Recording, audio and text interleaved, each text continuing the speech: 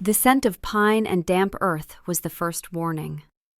It was not the familiar, comforting smell of her forest, but the sharp, aggressive odor of unwashed bodies and rusted iron. Delphine Rousseau's heart hammered against her ribs, a frantic bird trapped in a cage of bone. She dropped the basket of lunar herbs she had been gathering, the delicate silver-tipped leaves scattering across the mossy ground like fallen stars. Her breath hitched, shallow and quick, panic already squeezing her lungs. For 10 years, since her presentation at 16, she had lived in this secluded cottage deep in the royal forests of the Varan territory. It was a life of profound loneliness, of days that bled into one another with nothing but the whisper of wind through leaves and the distant calls of birds to mark the passage of time. The silence was suffocating, a heavy blanket that pressed down on her chest, until some days she forgot what her own voice sounded like. She would stand at the edge of the clearing, staring at the path that led to civilization, her fingers clutching the rough bark of a tree, wanting so desperately to run toward the sounds of laughter and life she could sometimes hear carried on the breeze, but knowing that path led only to destruction. Her scent, a rare and potent blend of night-blooming jasmine, wild honey, and something uniquely, intoxicatingly her own, was a danger to herself and others. It was a beautiful fragrance that promised only violence. The last time she had been near a settlement, 3 young, unmated alphas, their eyes glazed over with feral obsession, had nearly torn each other apart over the right to claim her, their howls of rage and desire echoing in her nightmares ever since, a reminder that she was not a person to them, but a thing to possess. The Alpha King's decree had placed her here, under his protection but far from his people, a secret kept for the sake of peace. But the isolation was its own kind of death, a slow withering of the soul. She had learned to survive, but she had forgotten how to live. A twig snapped behind her. It was too close. They were not trackers from the King's Guard. Their scents were wrong, tainted with a bitterness she associated with rogues. Fear, cold and sharp, pierced through her. Her wolf, a timid creature that had barely surfaced since the trauma of her presentation, whimpered within her, urging her to flee. Run. The single word was a primal command. She didn't hesitate. Abandoning the herbs, she bolted, her bare feet flying over the familiar forest floor. She knew every root, every stone, every twist and turn of the ancient woods that had been her solitary companion for a decade, her only friend in a world that had cast her out. But the hunters were fast, their heavy footsteps crashing through the undergrowth behind her, their coarse shouts polluting the quiet air. They were chasing the perfume she left in her wake, a shimmering trail of temptation that she could not control, could never control, a part of her body that betrayed her at every turn. "Get her!" one of them yelled, his voice rough. "That scent, it'll fetch a king's ransom. The black market's paying triple for prime omegas." They didn't see a person, they smelled a prize. These were rogue betas, immune to her scent's maddening effects on unmated alphas, but drawn by greed and the promise of gold. Panic clawed at her throat, making it hard to breathe, her vision tunneling. She pushed herself harder, lungs burning, branches whipping at her face and arms, leaving stinging red lines on her skin. Her simple cotton dress, already worn thin from years of use and solitary mending, snagged and tore. They were gaining. She could smell their sweat, their greed, the metallic tang of the silver nets they carried. Desperation was a bitter taste in her mouth, mixing with the salt of tears she couldn't afford to shed. Where could she go? Deeper into the forest was a death sentence. They would eventually corner her. There was only one direction that offered even a sliver of hope, a gamble born of pure desperation, towards the heart of the kingdom, towards the citadel, towards the Alpha King himself. It was a reckless, insane idea. To bring her cursed scent into a court filled with the most powerful unmated alphas in the world was to light a match in a room full of blasting powder. The memory of those 3 boys, their faces contorted in madness, their claws extended, their reason drowned in feral need, flashed in her mind with vivid, sickening clarity. She could still hear their snarls, still feel the terror of being the center of a violence she had not asked for, had not wanted, but could not stop. But the hunter's footsteps were closer now, so close she could almost feel their breath on her neck, and the alternative was to be dragged to a cage, to be sold like cattle, to never see the sky again. It was a choice between certain death at the hands of hunters or possible chaos at the hands of alphas. She chose chaos. She chose to trust, however foolishly, the one alpha who had, from a distance, kept her safe for all these years, even if that safety had been a lonely prison. Banking sharply to the east, she ran toward the distant silhouette of the mountain upon which the Varan citadel was built, praying to the moon goddess that she would not be the undoing of them all, that her existence would not bring ruin to the one place that had offered her even the cold comfort of distant protection. The forest began to thin, giving way to the manicured parklands that surrounded the royal city. The sounds of the hunt behind her were momentarily drowned out by the distant hum of civilization. Voices and carts and life, so much life it made her chest ache with longing and dread. Guards patrolled the outer walls, unmated young soldiers standing at attention, but her scent hit them before she was even visible. She saw two of them falter mid-step, their heads snapping up, noses twitching as if catching the scent of something impossibly sweet on the wind. Their eyes, when they found her, began to glow with a telltale gold, their postures shifting from disciplined soldiers to predators who had just caught the scent of prey. A low growl rumbled from one of them, his hand falling away from his spear, fingers curling into claws. But then, something shifted. The air itself seemed to thicken, a palpable pressure descending over the outer courtyard like an invisible hand. The guards froze, their feral movements halting abruptly as if they had run into a wall. Their glowing eyes flickered, confusion warring with the compulsion, and then they staggered back, shaking their heads as if trying to clear a fog. It was the Alpha King's aura, a silent command of absolute dominance that reached out from the palace itself, suppressing the madness before it could take root, a demonstration of power so immense it could control wolves from a distance. The guards collapsed to their knees, gasping, their reason returning in shuddering waves. Delphine didn't slow, her gaze fixed on the main gates, her mind screaming a silent apology for what she was about to unleash, even as a tiny, desperate part of her whispered that maybe, just maybe, he could stop this, could stop the chaos that followed her like a shadow. She was a living catastrophe, a walking disaster, and she was running directly into the heart of the world. Her only hope was that the Alpha King, Magnus Varan, was as powerful and controlled as the legends claimed, that he could hold back the tide of madness that her very presence invoked. The gates, momentarily unguarded as the soldiers struggled to regain their composure, stood open. She slipped through, her momentum carrying her across the vast cobblestone courtyard. It was empty, the usual bustle of servants and guards absent, pulled away by the council meeting happening within. She pushed open the towering doors of the great hall, the sound of voices and the weight of authority spilling out, and she stumbled inside. The hunters, the guards, the entire world falling away as she collapsed onto the cold stone floor, the last of her strength and her hope, giving out in a rush of exhausted despair. Silence fell, heavy and absolute. And then, every unmated alpha head in the room turned towards her, and the chaos she had feared began to unfold. Alpha King Magnus Varan was presiding over a tedious but necessary council meeting, his jaw tight with barely concealed impatience. Disputes over territory lines, trade agreements, and the proper punishment for a lesser alpha who had challenged his superior unwisely droned on in monotonous detail. His wolf paced restlessly within him, a constant, demanding presence that was never truly silent, bored by the minutiae of governance, yearning for the crisp night air and the freedom of a run, for something, anything, that felt real and vital instead of this endless parade of political maneuvering. He sat on the onyx throne, a seat of power carved from the heart of the mountain, a symbol of his unyielding strength and the weight of a crown he had worn since he was barely more than a boy.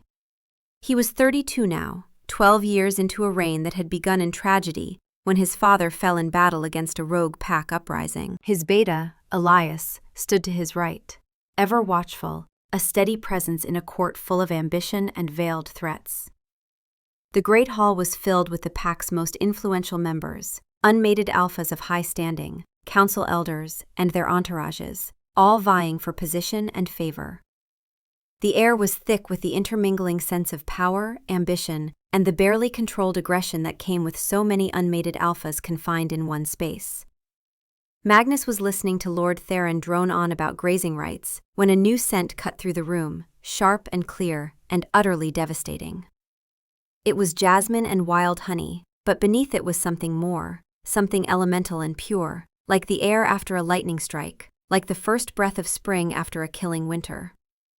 It was the most intoxicating thing he had ever smelled, a scent that seemed to reach into his very soul and wrap around it like a warm embrace. His wolf, the restless, demanding beast that was the source of his power and his burden, the creature that had never known a moment's true peace, fell silent. Not in aggression, not in desire, but in awe. In a bone-deep recognition that stole the breath from his lungs. A profound, soul-deep quiet settled over him, a sense of rightness and completion that he had never known, as if a missing piece of himself had suddenly, impossibly, been found. The constant noise in his head, the endless demands and the weight of loneliness simply stopped. He felt calm, centered, whole. But he was the only one. A wave of chaos ripped through the great hall like a wildfire. Every unmated alpha in the room was on his feet in an instant, chairs scraping and clattering to the floor. Their eyes bled from human color to feral gold, pupils dilating until there was almost no iris left, their humanity drowning in primal need. Low, menacing growls echoed off the high vaulted ceilings, a cacophony of barely restrained violence. Lord Theron, who had been speaking moments before with measured authority, shoved his own unmated son aside with a snarl, his gaze locked on the entrance with an intensity that was terrifying in its single-minded focus. "What is that scent?" he growled, his voice a guttural rumble that barely sounded human. "Who is that?" The great doors burst open, and a woman stumbled in, and Magnus's world narrowed to her alone. She was slight, fragile-looking, dressed in rags that had once been a simple dress but were now torn and muddied. Her hair was a tangled mess of dark silk, falling around her shoulders in wild disarray. Her face was smudged with dirt and streaked with tears, her eyes wide with terror and exhaustion. She looked like a forest sprite caught in a storm, like something wild and beautiful that had been hunted and hurt. And she was the source of the scent, the source of the peace inside him, the source of everything. She collapsed, her body folding in on itself as if every last ounce of strength had been spent, and the tension in the room snapped like a bowstring. Two young, unmated alphas, heirs to powerful families who had been posturing near the throne, lunged for her simultaneously, their movements more animal than man. They met in a clash of bodies, teeth bared, snarling. "She is mine," one roared, his voice cracking with desperation. "I smelled her first," the other countered, shoving him back with enough force to send him sprawling. Elias moved instantly, his beta authority flaring out like a whip crack. "Stand down," he commanded, his voice carrying the weight of his position. But they were too far gone, their senses overwhelmed by the scent that promised them everything they had ever wanted, their reason stripped away. They barely heard him. More alphas were surging forward, a tide of gold eyes and bared teeth, their control fracturing, the veneer of civility stripped away to reveal the primal beast beneath. It was a disaster unfolding in real time, violence blooming like blood in water. Magnus rose from his throne, his heart pounding in his chest, not with fear, but with a fierce, overwhelming protectiveness that eclipsed everything else. He did not shout. He did not need to. He let his own power, his Alpha King aura, flood the hall, a tangible force that crashed over the assembled alphas like a tidal wave. It was a pressure that demanded submission, a silent roar that dwarfed every other growl in the room, an authority so absolute it was written into the very bones of every wolf present. It was the power of the mountain, the power of the bloodline, the power of a king who would tolerate no threat to what was his. "Enough," he said, his voice quiet, but carrying the weight of the mountain itself, a command that resonated in the chest of every person present. The effect was immediate and total. The alphas flinched as if struck, their feral lunges halting mid-step. The golden light in their eyes receded like a tide pulling back from the shore, replaced by confusion and then dawning horror as they realized what they had been about to do, the madness they had almost succumbed to. They were alphas of the royal pack, disciplined and proud, trained from birth to control their wolves, and they had acted like rabid rogues, like beasts with no will of their own. Shame crashed over them in waves. They stumbled back from the woman on the floor, their gazes dropping, unable to meet their king's eyes. Magnus's eyes, however, never left her. His entire being was focused on the broken, terrified woman collapsed on his floor. He walked down the steps from his dais, his movements fluid and deliberate, a predator in complete control, even as his heart screamed at him to run to her, to gather her up, to shield her from every harm. The crowd parted before him like water, no one daring to even breathe too loudly. He stopped a few feet from her, his hands clenched at his sides to keep from reaching out, and gestured sharply to Alara, the head healer, who had been standing at the edge of the hall. "Take her to the healers, now," he commanded, his voice low and tight with an emotion he was barely keeping leashed. "Be gentle, she has been through enough." His wolf snarled in protest at the idea of anyone else touching her, but he forced it down, forced himself to think, to be the king and not the desperate mate. "And seal the hall. No one enters or leaves until I have answers." Ilara, a woman of 60 years with the calm competence of someone who had seen everything, moved forward with 2 beta assistants.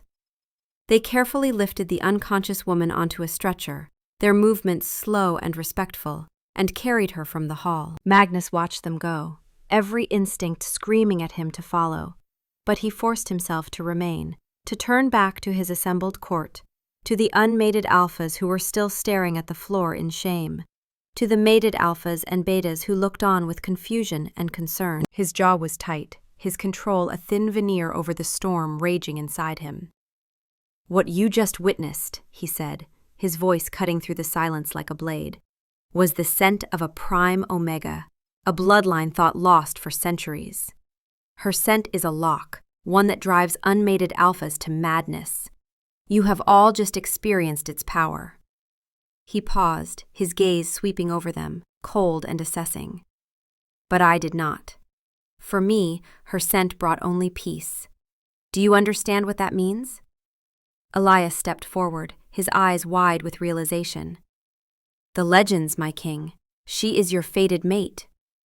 Magnus nodded once, a sharp, definitive movement. "She is, and she is under my protection. The next alpha who loses control in her presence will answer to me personally, and my mercy will not be something you can count on." The threat hung in the air, absolute and chilling. "This meeting is over. Leave." They left, a silent, chastened exodus, and Magnus stood alone in the great hall, his hands shaking with the effort of not running after her, of not storming into the healer's wing and demanding to see her, to hold her, to promise her that she was safe now, that he would never let anyone hurt her again. But he could not yet. She had come to him in terror, fleeing for her life. The last thing she needed was another alpha making demands of her, even if that alpha was her mate. So he waited, his wolf howling in frustration, and forced himself to be patient, to think of her needs before his own desperate want. Delphine woke to the scent of lavender and chamomile, soft and soothing, a stark contrast to the fear and pine and sweat that had filled her senses before. She was lying in a bed so soft it felt like sinking into a cloud, the linen smooth and cool against her skin. Sunlight streamed through a tall, arched window, illuminating dust motes dancing in the air like tiny stars. For a moment she was disoriented, her mind a fog, unsure if she was dreaming or dead or somehow, impossibly, safe. Then memory came rushing back in a sickening wave. The hunters, their rough hands reaching for her, the desperate flight through the forest, the terrible decision to run toward the palace, the chaos in the great hall, the golden eyes and the snarls, and the feeling of the world closing in on her from all sides. Her eyes snapped open and she sat up too quickly, the room spinning. Her heart began to race again, panic clawing its way up her throat. The room was opulent, decorated in shades of cream and gold, with tapestries on the walls and a fire crackling softly in a marble hearth across the room. She was wearing a simple, clean silk nightgown, not the tattered rags she had arrived in. Where was she? Who had undressed her? Who had brought her here? A soft cough drew her attention to a corner of the room. An older woman with kind eyes and silver hair braided with healer's herbs sat in a chair, watching her with a gentle, patient expression. "Easy now, child," the woman said, her voice soft and soothing, the kind of voice that had calmed countless frightened patients. "You are safe. You are in the royal wing of the palace. My name is Alara. I am the head healer." Delphine clutched the thick blanket to her chest, her fingers twisting in the fabric, needing something to hold on to. "What happened? The Alphas? Did they?"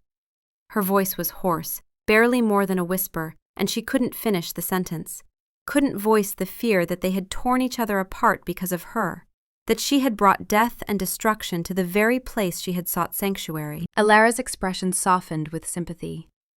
"You caused quite a stir, my dear. We've never seen anything like it. Your scent is extraordinarily powerful. But the king stopped it before anyone was truly harmed. His control is remarkable." She leaned forward slightly, her gaze searching Delphine's face. "The king was unaffected by your scent. In fact, he seemed calmed by your presence, while every other unmated alpha in a mile radius was nearly driven mad. We have been consulting the old texts, the ancient records kept in the archives. A scent like yours has been recorded, though only in myths and legends. It is the mark of a prime omega, a lineage thought to be lost for centuries. Your scent is a lock, child. It drives unmated alphas to feral obsession, stripping away their reason and control. But for your true, fated mate, it brings a peace that centers his wolf and his soul. It is the ultimate sign of a destined pair, a bond written in the stars and the blood." Delphine stared at her, the words washing over her but not quite penetrating, her mind struggling to grasp the enormity of what was being said. Fated mate? The concept was like a fairy tale, something mothers told their pups to give them hope, a beautiful lie to make the harshness of the world more bearable. She had long ago accepted that she would never have a mate, never have a family, never have a life beyond the four walls of her cottage and the endless, suffocating silence of the forest. She was a curse, a danger, a thing to be hidden away. "I don't understand," she whispered, her voice breaking. Alara reached out slowly, as if approaching a frightened animal, and gently took Delphine's hand. "The Alpha King, Magnus Varen, is your mate, Delphine. His wolf recognized you instantly. His reaction, or rather his lack of a violent reaction, is the proof.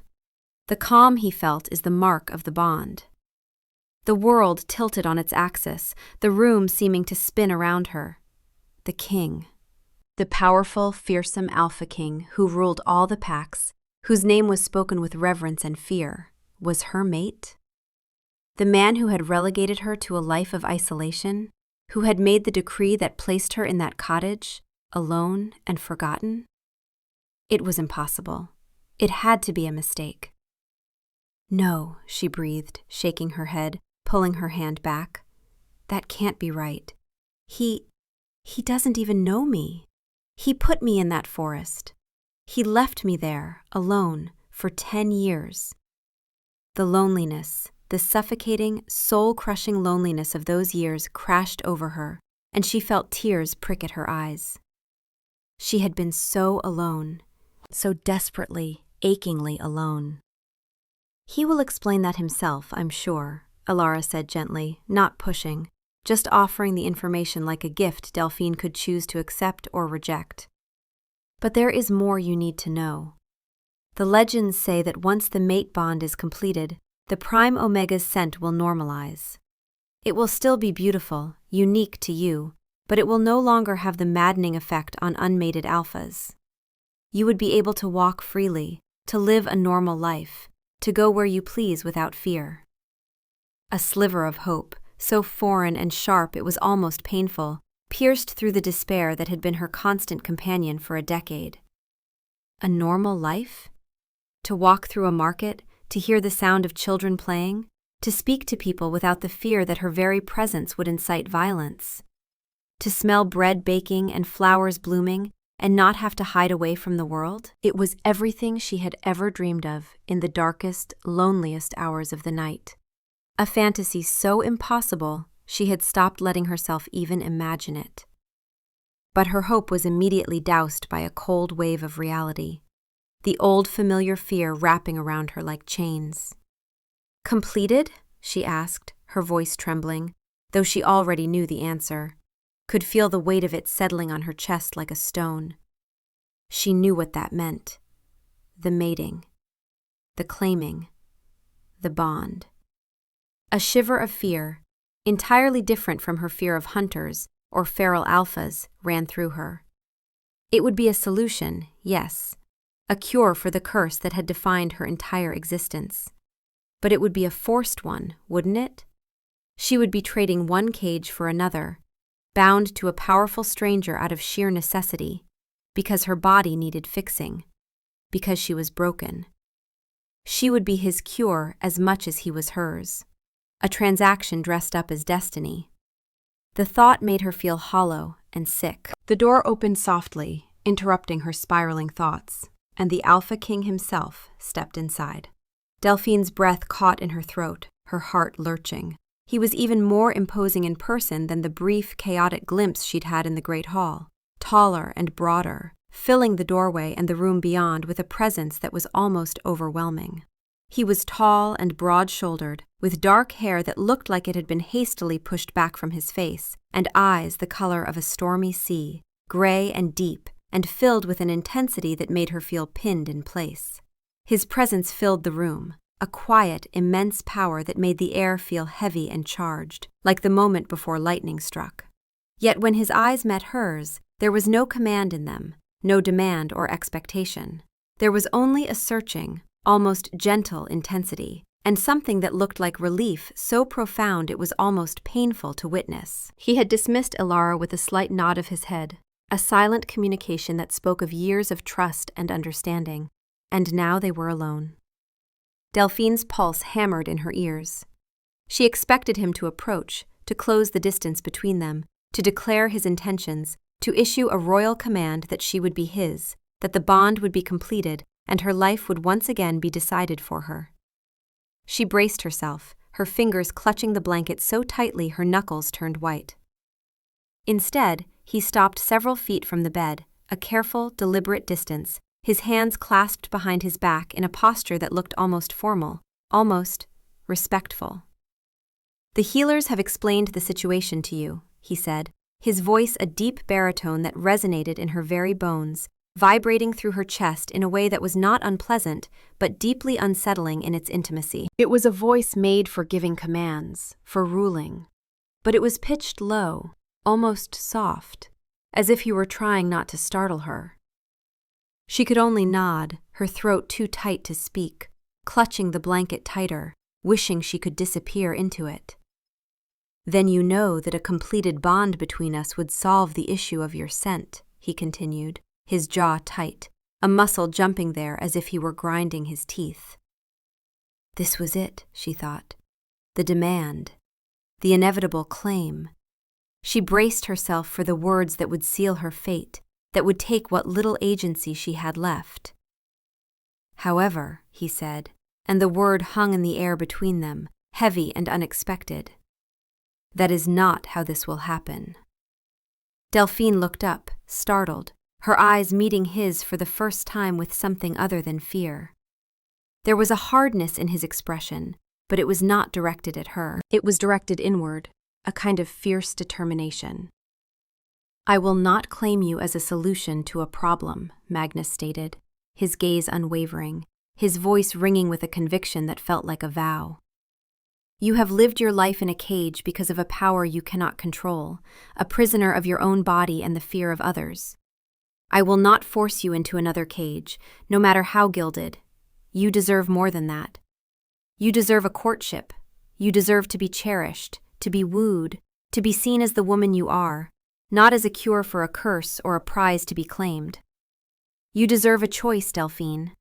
The choice that was taken from you when you were 16 years old." He paused, and for the first time, she saw a flicker of something vulnerable in his eyes, something that looked almost like fear, as if her answer, her reaction, mattered to him more than anything in the world. "If you are to be my queen, it will be because you have chosen me willingly, with full knowledge and full heart, not because you are desperate for a cure, or because destiny has decreed it. My wolf may have recognized you, Delphine Rousseau, and my soul may have found its peace in you, but I will earn your heart. I will prove myself worthy of you. That is my vow." The words hit her like a physical blow, stealing the breath from her lungs. No one had ever asked her what she wanted. No one had ever cared about her choice. She had been a problem to be managed, a danger to be contained, a thing to be hidden away for the greater good. And now this man, this powerful king who could have anything, anyone, was offering her the one thing she had never thought to have: agency. The choice. Her choice. Tears welled in her eyes, spilling over before she could stop them, hot tracks down her cheeks. Magnus saw the tears, and his expression cracked, pain flashing across his face. "I have frightened you," he said, his voice rough with regret. "That was not my intent. I will leave you to rest." He turned to go, and without thinking, driven by an impulse she didn't fully understand, Delphine spoke. "Wait." Her voice was small, but it stopped him in his tracks. He turned back, hope flickering in his storm-gray eyes.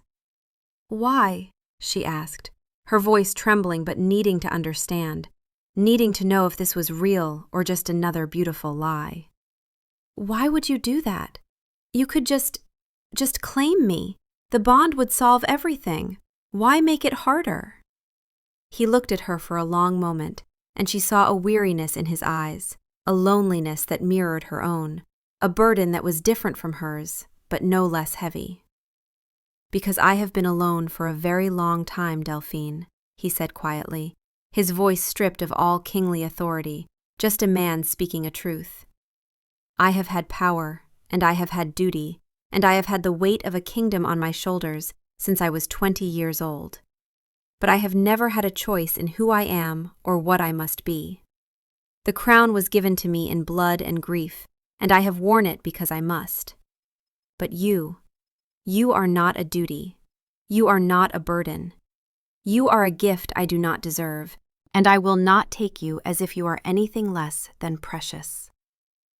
He took a step closer, then stopped himself, as if remembering his vow to keep his distance. "I want you to choose me, Delphine. Not the king, not the mate bond. Me, Magnus, the man who is standing before you, flawed and lonely, and desperately hoping that you will give him a chance to prove that he can make you happy." And in that moment, looking at the vulnerability in his eyes, the raw honesty in his words, Delphine felt the first crack in the walls she had built around her heart, the walls that had kept her safe, but also kept her alone. He was offering her something no one ever had: respect. And it terrified her almost as much as it filled her with a fragile, tentative hope. Magnus had kept his word. Delphine was not a prisoner, but she was not yet free. Not truly. She was a guest, housed in a lavish suite of rooms in the palace's western wing, a place of quiet beauty and gilded isolation that felt both like a sanctuary and a cage. Her wing was a world unto itself, carefully designed to meet her every need while keeping her separate from the chaos of the court. It had its own library, filled with books she could lose herself in for hours, stories of adventure and romance, and worlds where girls were not curses, but heroes. There was a small, enclosed garden, filled with moon-blooming flowers that opened their petals under the stars, their fragrance sweet and gentle, a place where she could sit and breathe and pretend, for a moment, that she was just a girl in a garden and not a problem to be solved. There was a dining room where meals were brought to her 3 times a day by quiet, respectful servants who never lingered, never stared, never made her feel like the dangerous thing she knew herself to be. The staff assigned to her were all betas or mated alphas, their scents muted and calm, a deliberate choice by the king to ensure her peace and safety, and the safety of his court. It was a beautiful cage, far more comfortable than her rustic cottage with its creaking floors and drafty windows, filled with luxuries she had never imagined, but a cage nonetheless. She could see the bustling life of the court from her windows if she stood at the right angle and pressed her face to the glass. She could see the guards drilling in the courtyard below, their movements precise and synchronized, a dance of discipline and strength. She could see the nobles strolling through the main gardens, their laughter carrying on the wind, light and carefree. She could see the flurry of activity that signaled a living, breathing world, a world of connection and community and belonging. A world she was still not a part of, separated by invisible walls as real as iron bars. The first few days were a blur of fear and disorientation, her mind unable to settle, her body unable to relax. She spent most of her time in the library, curled up in a large armchair by the window, losing herself in stories of worlds where girls were not curses, where love was simple and uncomplicated, where happy endings were not just possible, but expected. She half expected the king to appear at any moment, to test her resolve, to push the boundaries of his promise, to prove that his words had been just that, words, empty and meaningless. Men in power, she had learned, did not often mean what they said, especially not to women who had no power of their own. But he did not come. He did not send for her. He did not demand her presence or her time or her gratitude. Instead, gifts began to arrive, quiet and unassuming, left on the small table outside her door each morning like offerings to a deity he was trying to appease. The first was a single, perfect white rose, its petals like silk, its scent clean and sweet and not overwhelming, a thoughtful choice that spoke of consideration for her sensitivities. There was no note, no demand for acknowledgement, just the rose in a simple glass vase. The next day, it was a collection of poetry from the southern lands, bound in soft leather, the pages edged in gold. The poems were about the sea and the stars and the ache of longing, beautiful and melancholy in a way that resonated with something deep in her chest. Then came a bolt of silk the color of the evening sky, a deep, rich blue that shimmered in the light, so soft it felt like water against her fingers. With it was a sketch pad and a set of charcoal pencils, as if he somehow knew that she had once loved to draw, back before her presentation, back when she had been a girl with dreams and hobbies and a future that stretched out before her like an open road. There were no grand pronouncements with these gifts, no demands for thanks or acknowledgement. They were quiet offerings, gestures that spoke of thoughtfulness rather than possession, of a man trying to learn her, to understand her, to bring small joys into a life that had known so little of them.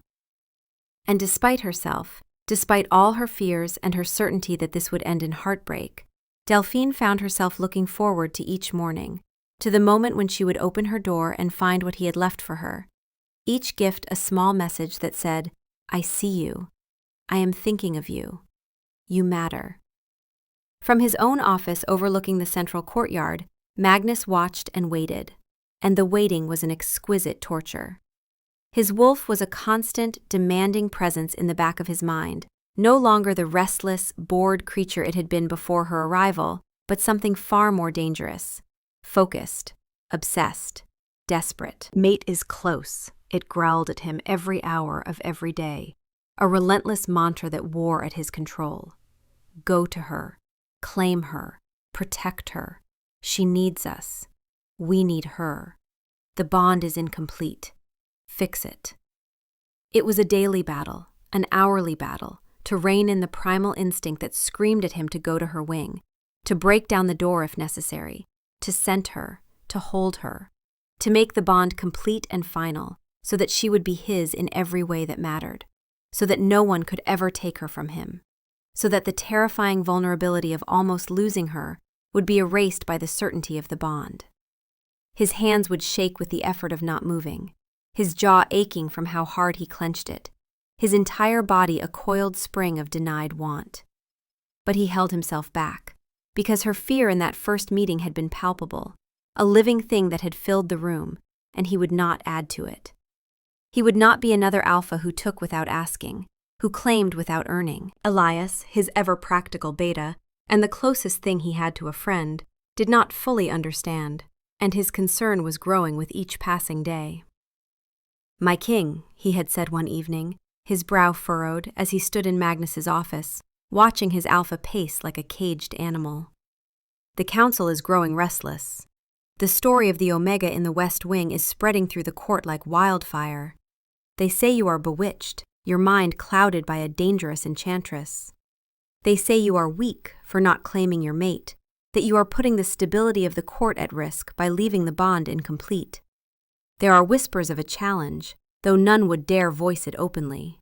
Not yet." "Let them talk," Magnus had replied, his voice a low, dangerous growl that made even Elias take a step back. The council's opinions, the court's whispers, the political games, they all felt distant and unimportant compared to the woman in the West Wing. He was the king. His control was absolute, his word was law, and if they thought him weak, they were welcome to test that assumption and face the consequences. But the truth, the thing that terrified him more than any political challenge or court intrigue, was that with Delphine, he felt a terrifying lack of control. It wasn't that he feared losing himself to his wolf's desires. His discipline was iron-forged, and he could leash his beast no matter how it snarled. It was that he was losing himself to a much more dangerous, much more human emotion: hope. For the first time in 12 years of ruling, for the first time since his father's blood had stained his hands and the crown had been placed on his head, he wanted something for himself, not for his kingdom, not for his duty, not for the legacy of his bloodline. He wanted her smile, rare and hesitant as it was. He wanted her trust, fragile as spun glass. He wanted her love, freely given, not compelled by fate or bond or necessity. And he knew, with a certainty that chilled him to the bone, that he could not command any of those things. They had to be earned, and he had no idea if he was capable of earning them, if he was worthy of them. So he courted her from a distance, a careful, patient siege.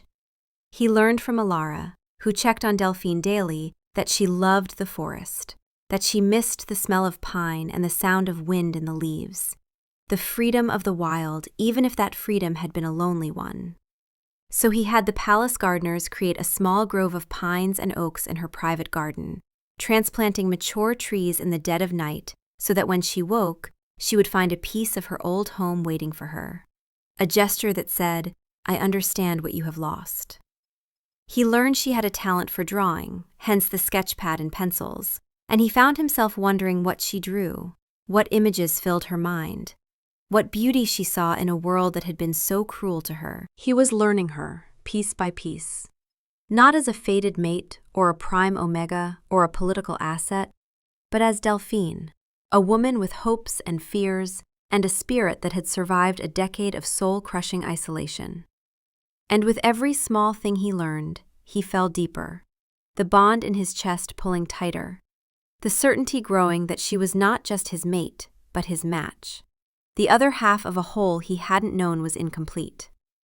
1 week after her arrival, after 7 days of watching from a distance and forcing himself to be patient, he decided it was time. He could not wait forever, and she could not heal in isolation, no matter how comfortable that isolation was. He sent a note via a beta servant, his handwriting formal and precise, each word carefully chosen. "Miss Rousseau, if you are amenable, I would be honored if you would join me for a walk in your garden this evening, at sunset. The choice, as always, is yours. MV." The formality was a shield, a careful construction to hide the hope and fear thrumming beneath his skin like a second heartbeat. He was the Alpha King. He had faced down rival packs in battle, had negotiated treaties with enemies who would sooner slit his throat than shake his hand, had slain rogue alphas and mythical beasts, had stood on fields of blood and ash and declared victory. But the thought of her refusal, the idea that she might send back a polite decline, sent a tremor of fear through him that was more potent than any he had felt facing down an enemy's claws. What if she said no? What if his patience had been interpreted as indifference? What if she wanted nothing to do with him? Delphine held the note in her hand hours later, the thick parchment cool and smooth against her skin, expensive and official. His handwriting was strong and clear, each letter formed with precision, just like him, controlled, deliberate, powerful. She read it 3 times, her heart doing a strange, fluttery thing in her chest that she didn't quite understand. He was asking, not commanding, not expecting, asking, as if her answer mattered, as if she had the power to say no and he would accept it. She was terrified, but she was also curious. This powerful man, who could have anything he wanted with a word, who ruled a kingdom with absolute authority, was asking for her time, for a walk in a garden, such a simple, normal thing, not demanding it, giving her the power, the choice. Her quiet resilience, the part of her that had survived a decade of solitude and loneliness and fear, the part that had kept her alive when it would have been easier to give up, rose to the surface. She would not live in fear forever. She would not let the curse define her entire existence. She would not hide away from the one person who seemed to see her as something other than a problem. Taking a deep breath, her hand trembling only slightly, she found a piece of parchment and a pen. Her own handwriting was less certain than his, more hesitant, the letters smaller and less confident, but it was hers. Your Majesty, I would like that. D.R. That evening, as dusk painted the sky in shades of lavender and rose and deep, burning gold, she waited in her garden, her stomach twisted in knots of anxiety.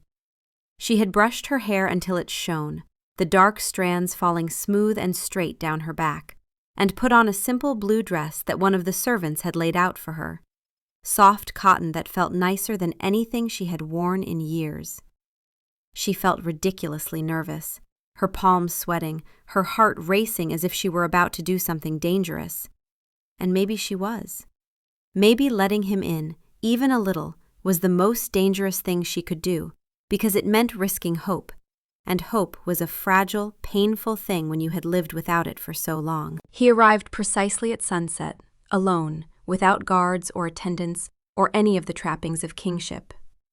He was dressed not in his royal finery, not in the formal robes and crown she had glimpsed in the great hall, but in simple black trousers and a white linen tunic, the sleeves rolled up to his forearms, looking less like a king and more like a man, an ordinary man who might have been a farmer or a craftsman if fate had been different.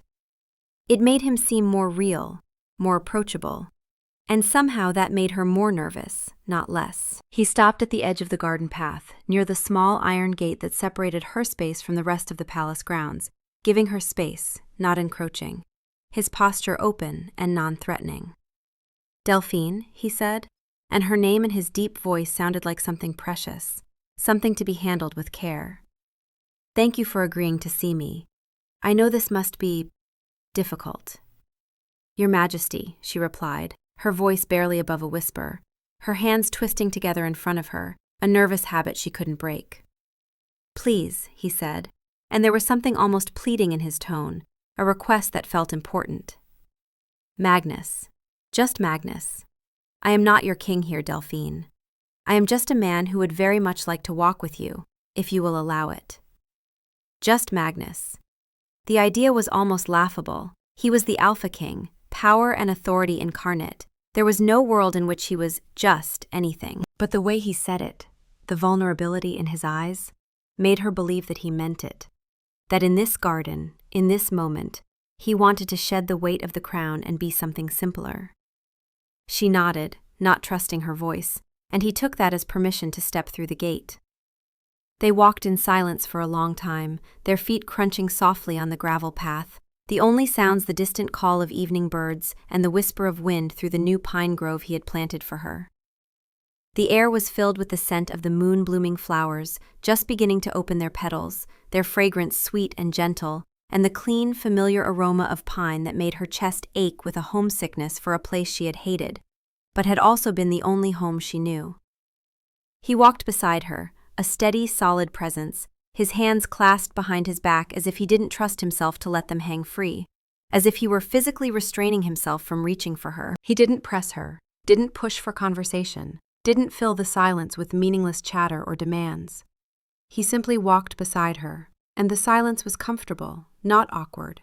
A shared quiet that felt like a gift, like he understood that she needed time, needed space to adjust to his presence, to the reality of him. It was Delphine who spoke first, surprising herself, the words coming out before she could stop them. "The roses," she said, her voice soft, gesturing to a bush of pristine white blooms that climbed a trellis near the center of the garden, their petals luminous in the fading light. "They are beautiful, thank you. And the grove, and the books, all of it. Thank you."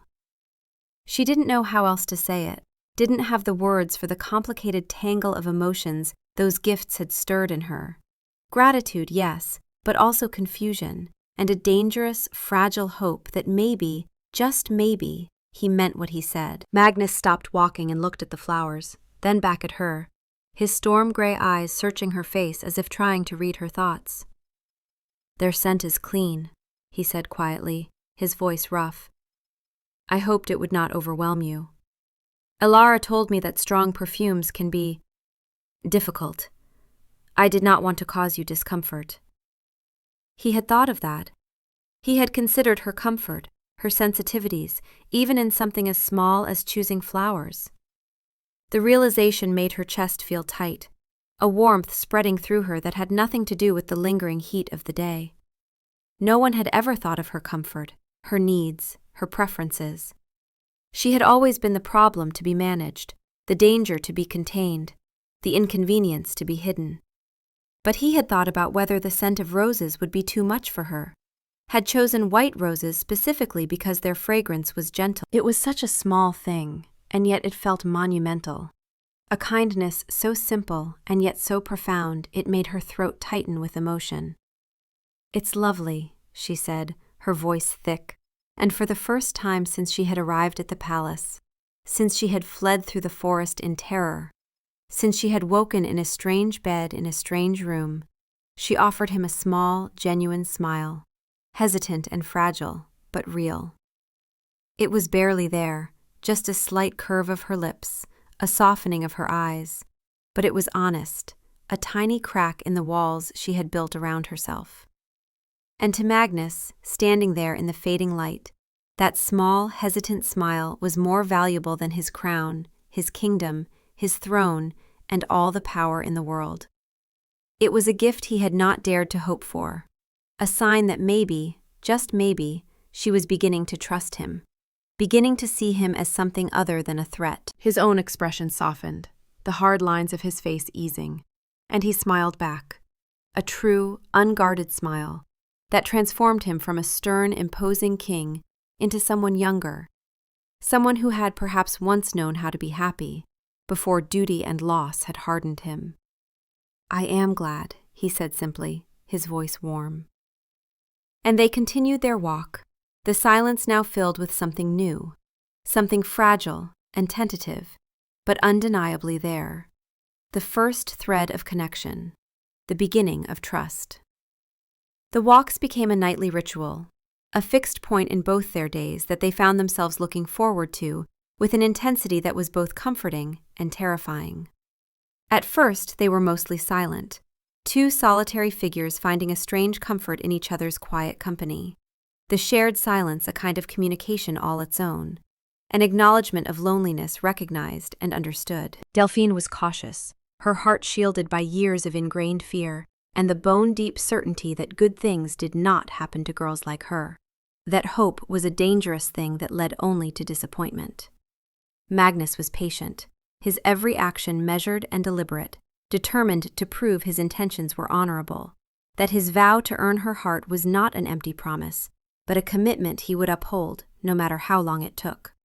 He never touched her, not even an accidental brush of hands when they reached for the same flower to admire, not even a steadying hand on her elbow when the path was uneven, though his wolf clawed at the inside of his skull with increasing desperation, demanding he reach for her, demanding he claim what was his by right of the bond. But he knew that the slightest hint of force, of primal demand, would shatter the fragile trust they were building, would confirm her fears that he was just another alpha who would take without asking.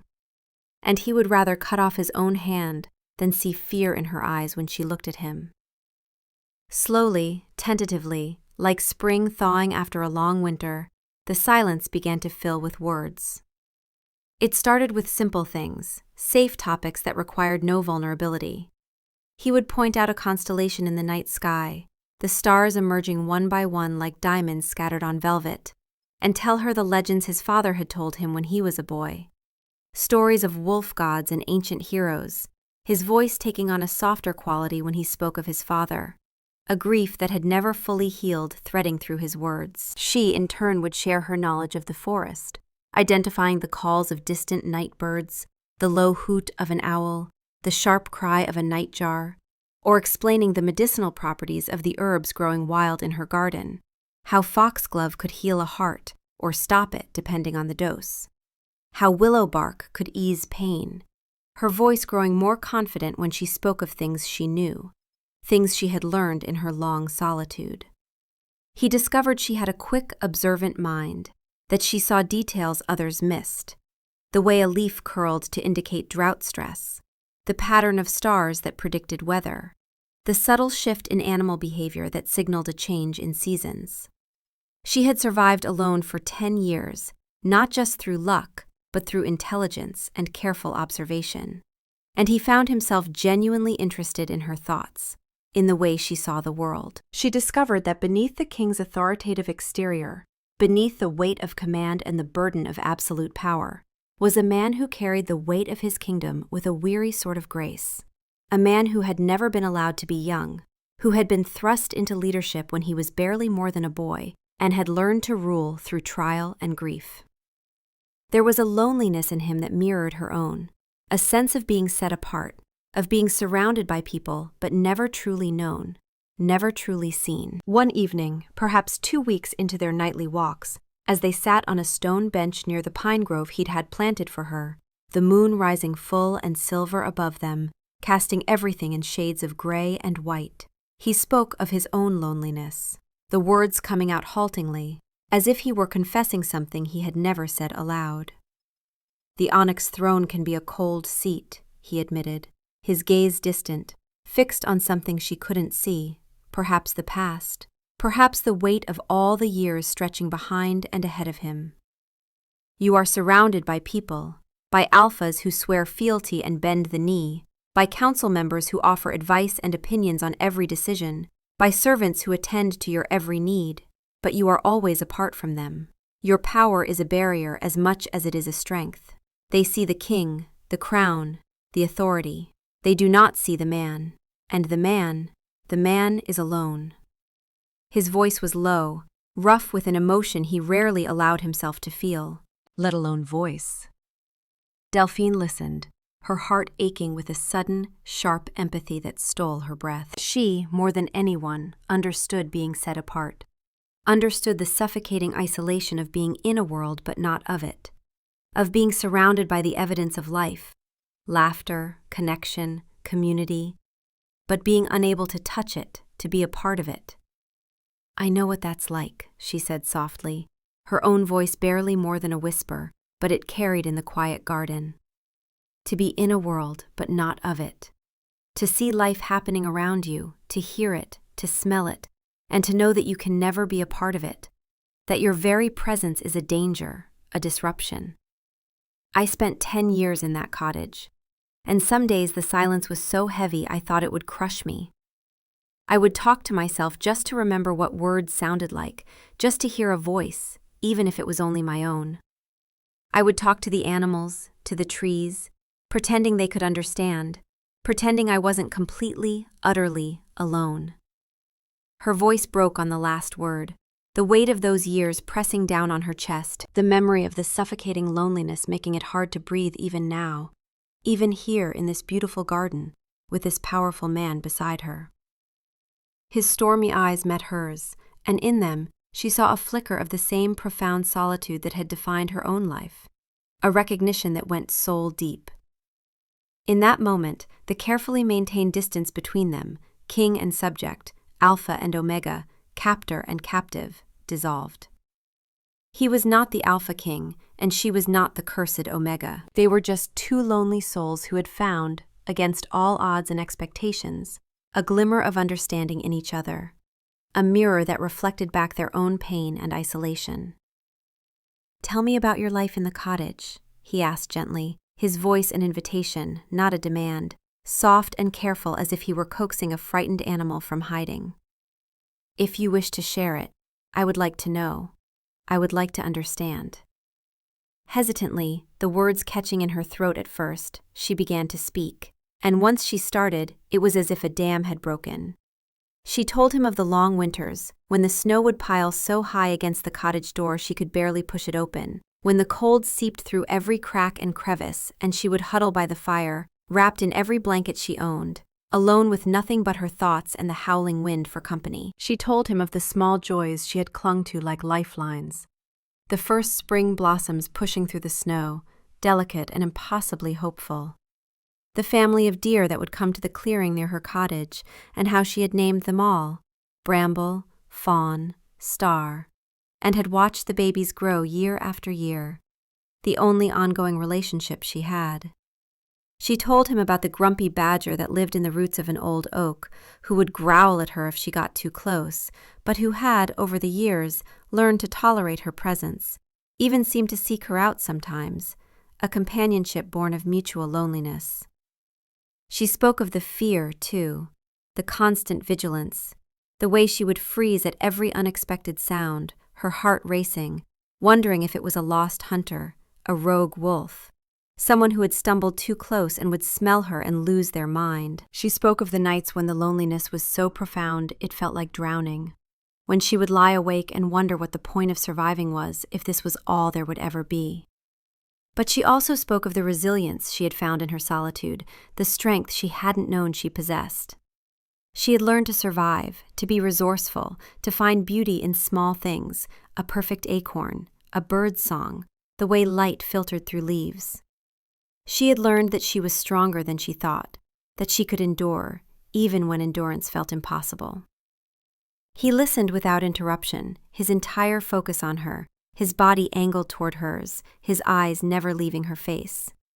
He wasn't pitying her, she could see that clearly. He was seeing her, truly seeing her, not as the prime omega, or the woman with the dangerous scent, or the problem that needed solving, but as Delphine, a woman who had survived and endured and somehow impossibly retained her humanity and her capacity for hope, despite everything the world had done to her. When she finished, her voice raw and her eyes wet with unshed tears, a tear she hadn't realized was forming slipped down her cheek, hot against her skin. Before she could wipe it away, before she could hide the evidence of her vulnerability, Magnus moved. His gesture was so swift, so instinctive, it surprised them both. He didn't reach for her hand, didn't pull her into an embrace, didn't do any of the things an alpha might typically do to comfort his mate. He simply raised his large, warm hand and gently, so gently it was barely more than a whisper of touch, wiped the tear from her cheek with his thumb, the pad of his finger rough with calluses, but his touch impossibly soft. The touch was electric, a jolt of pure energy that shot through Delphine like lightning, making her gasp aloud, her entire body going rigid with the intensity of it. It wasn't frightening. It was the opposite of frightening. It was warm and safe and right, a sensation that felt like coming home after a lifetime of wandering, like finding a place where she fit, where she belonged. Her wolf, that timid, broken creature that had been silent and dormant for so long, so traumatized by the events of her presentation that it had retreated deep inside and barely stirred, suddenly surged to life. It stretched within her like a cat waking from a long sleep, yawning and shaking off the dust of years. It purred, a soft, rumbling vibration that seemed to echo in her very soul, a sound of contentment and recognition and pure, undiluted joy. "Mate," it whispered, the word reverberating through her entire being. "Our mate." Safe. Home. Magnus froze, his thumb still resting on her cheek, his own body going utterly still. He felt the jolt too, a current that connected them, a thread of energy that seemed to pull his very being toward hers, to bind them together in a way that was both terrifying and profoundly right. His own wolf surged forward, not with demand or aggression, but with a deep, satisfied crooning, a sound of pure contentment. Yes, it rumbled. Ours. Protect. Cherish. Keep. He could smell the subtle shift in her scent, the honey and jasmine notes deepening, sweetening, warming, as if her emotional response was changing the very chemistry of her being, and the scent was intoxicating, pulling at him, calling to every instinct he possessed. He had to fight, had to use every ounce of his legendary control, not to lean in, not to nuzzle into the crook of her neck where her scent would be strongest, not to inhale deeply and let himself drown in the fragrance that was made only for him, a scent that promised home and peace and belonging. He slowly, reluctantly, as if it caused him physical pain, pulled his hand away, his fingers trailing across her skin for just a fraction of a second longer than necessary. "I'm sorry," he said, his voice thick and rough, almost a growl. "I did not mean to overstep. I should not have." Delphine shook her head, cutting him off, her own voice trembling with the force of the emotion coursing through her, emotions she didn't fully understand but couldn't deny. "You didn't," she whispered, her hand coming up to touch the place where his thumb had been, her fingers pressing against her own cheek as if trying to hold on to the warmth, the sensation, the feeling of being touched with such care. "Magnus." She said his name for the first time, not "Your Majesty," not a title or a formality, but his name, testing it on her tongue, and it felt right, felt like something precious. He closed his eyes briefly, as if the sound of his name from her lips was a physical blow, something he had wanted desperately but hadn't dared hope for. When he opened them again, the vulnerability in his gaze was stark and unguarded, the mask of the king completely gone, leaving only the man. They sat there in the moonlight, the air between them charged with something new, something powerful and fragile and terrifying in its intensity. The first real touch, the first acknowledgement of the bond that pulsed between them. A bond that was more than fate, more than biology. It was a choice they were both making, slowly, carefully, to let each other in. "Magnus," she began again, her voice steadier now, needing to ask the question that had lingered in the back of her mind since that first conversation, the question that had haunted her lonely nights in this beautiful cage. "Why did you place me in the forest? All those years? Your decree kept me safe, but it also kept me alone. Utterly, completely alone. Why?" It was a question born not of anger, but of a need to understand, to reconcile the man sitting beside her, the man who had been so kind, so patient, so determined to earn her trust, with the king who had sentenced her to a decade of isolation. There was a small seed of resentment buried deep, a hurt she hadn't wanted to acknowledge, but it was there, and if they were to move forward, if she was to truly let him into her heart, she needed to understand. He did not look away. He did not make excuses or deflect. He owed her the truth, the full, unvarnished truth, no matter how much it shamed him. "I was 20 when my father died, and I became king," he began, his voice low and heavy with old grief and regret. "You were just 16, barely more than a child. The attack at your presentation was reported to me, a tragedy involving a girl with a dangerous allure. a scent that drove 3 young unmated alphas into a feral frenzy. They nearly killed each other, and they nearly killed you in their madness. My counsel advised that you be locked away in the dungeons, kept in silver chains to suppress your wolf, hidden in a fortress where no one could ever smell you, where you would spend your life in darkness and isolation for the safety of the kingdom. They saw you as a weapon, a liability, something to be contained at all costs. His jaw clenched, the muscle jumping, his hands curling into fists in his lap. I refused. I couldn't bring myself to imprison a child, to lock away a girl who had done nothing wrong, whose only crime was existing. So I gave you the forest, a section of the royal woods that was protected, where no one was allowed to enter without my explicit permission. A larger, more beautiful cage, perhaps, but still a cage. I told myself it was for your protection, that I was being merciful, that it was better than the dungeons. I told myself it was for the good of the kingdom, that isolating you was the only way to prevent chaos. But the truth is, he confessed, his voice dropping, rough and raw with a regret that had haunted him for 12 years. I was a young king, barely more than a boy myself, thrust into power by my father's death, and I was afraid. Afraid of the power of your scent, afraid of the chaos it caused, afraid of my own ignorance about what to do, how to help you. I didn't know what a prime omega was. I didn't know about fated mates or bonds or that there was a cure. I only knew that you were dangerous, that your presence caused violence. And I chose the easy solution. I chose to hide the problem away rather than truly solve it. He turned to look at her fully, his storm-gray eyes dark with shame and sorrow. It was a failure of courage, Delphine. It was a failure of imagination and compassion. I convinced myself that giving you the forest was kindness, but it was cowardice. I was too afraid, too inexperienced, too overwhelmed by the weight of the crown to do the hard work of finding a real solution, of searching the archives, of consulting scholars, of helping you. And so you suffered, alone, for 10 years. And that is a guilt I will carry for the rest of my life. I have regretted it every day since I signed that decree, every single day. But I did not know how to undo it, how to bring you back into the world without risking your life or the lives of others. And then you came to me, running from hunters, and I was given a second chance. A chance I do not deserve, but will spend the rest of my life trying to be worthy of. I failed you then, Delphine. I will not fail you again. His honesty was a blow, but it was a cleansing one, a lancing of a wound that had festered in silence.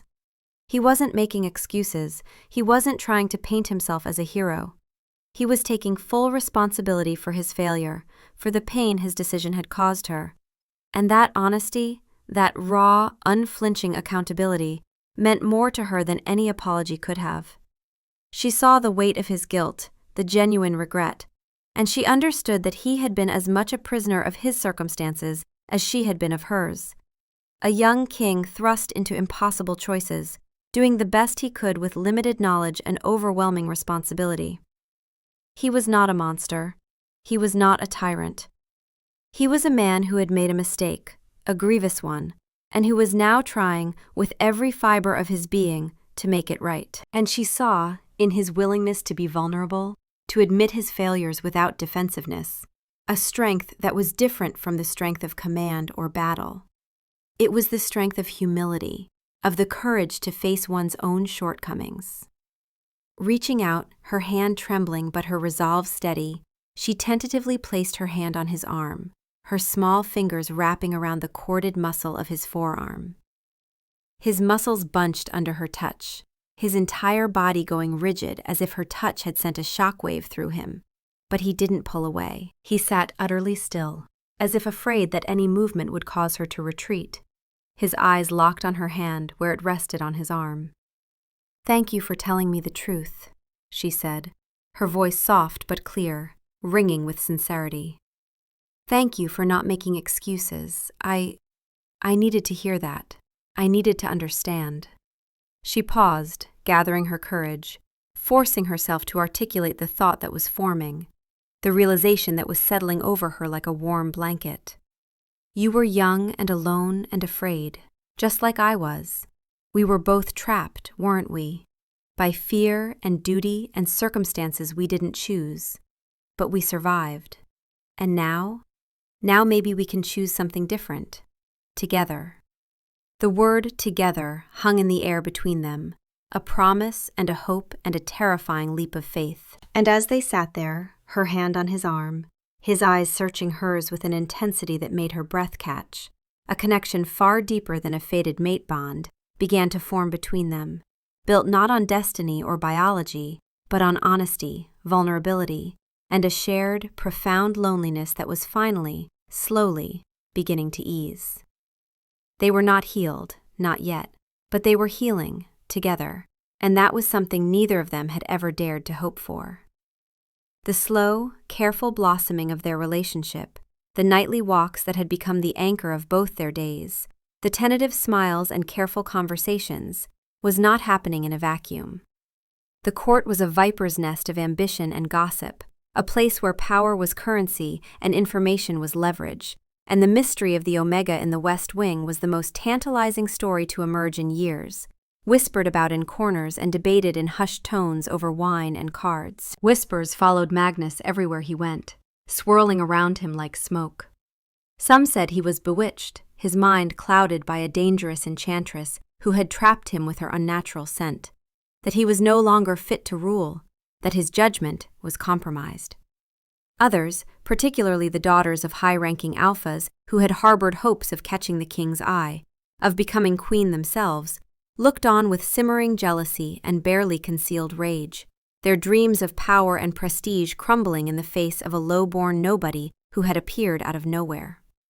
None were more venomous, more consumed by bitterness, than Lady Seraphina, the daughter of Lord Casimir, the very man who had been one of the first to lunge for Delphine in the Great Hall, his control shattered by her scent. Seraphina had long considered herself the prime candidate to be Magnus's queen, and in truth, she had reason to believe it. She was beautiful, with golden hair and sharp green eyes, classically lovely in the way that noble women were trained to be. She was politically savvy, raised from birth to navigate the intricacies of court life, to smile and flatter and manipulate with the skill of a seasoned diplomat. She was from an ancient, powerful bloodline, her family's name synonymous with wealth and influence, their estates vast, their connections deep. In her mind, she was everything a queen should be, everything Magnus should want. And yet, he had never looked at her, not once, not in all the years she had tried to catch his attention. And now, this creature from the forest, this girl with no name, no family, no training, had somehow ensnared him, had somehow accomplished what Seraphina, for all her beauty and breeding, had failed to do. She saw Delphine not as a person, not as a woman with her own story and her own pain, but as an obstacle, a low-born nobody who had somehow cheated her way into the king's favor, who had stolen what was rightfully Seraphina's. She began a subtle campaign of whispers. A poison dripped carefully into the ears of the court ladies, planting seeds of doubt among the nobles who gathered in the parlors and gardens. "Have you seen her?" she would ask, her voice laced with false pity, her tone suggesting concern while her words dripped venom. "They say she's practically a rogue, living like an animal in the forest for years. Uncouth. Feral. No manners, no education, no understanding of what it means to be a queen. The king is merely taking pity on her, surely. It's a matter of charity, nothing more. He feels responsible for her, but that's not love. That's guilt." The whispers spread, carried by those who envied Delphine's position or who sought to curry favor with Seraphina's powerful family, and soon the court was rife with speculation and judgment. Magnus was aware of the rumors. Elias kept him meticulously informed of every whisper, every snide comment, his face tight with disapproval and barely concealed anger on his king's behalf. "You must do something, Magnus," his beta urged one evening, standing in Magnus's private study, his arms crossed, his expression stern. Serafina is undermining your authority. By spreading these lies, by suggesting that your courtship of Delphine is some kind of weakness or delusion, she invites others to question your judgment. You cannot allow this to continue.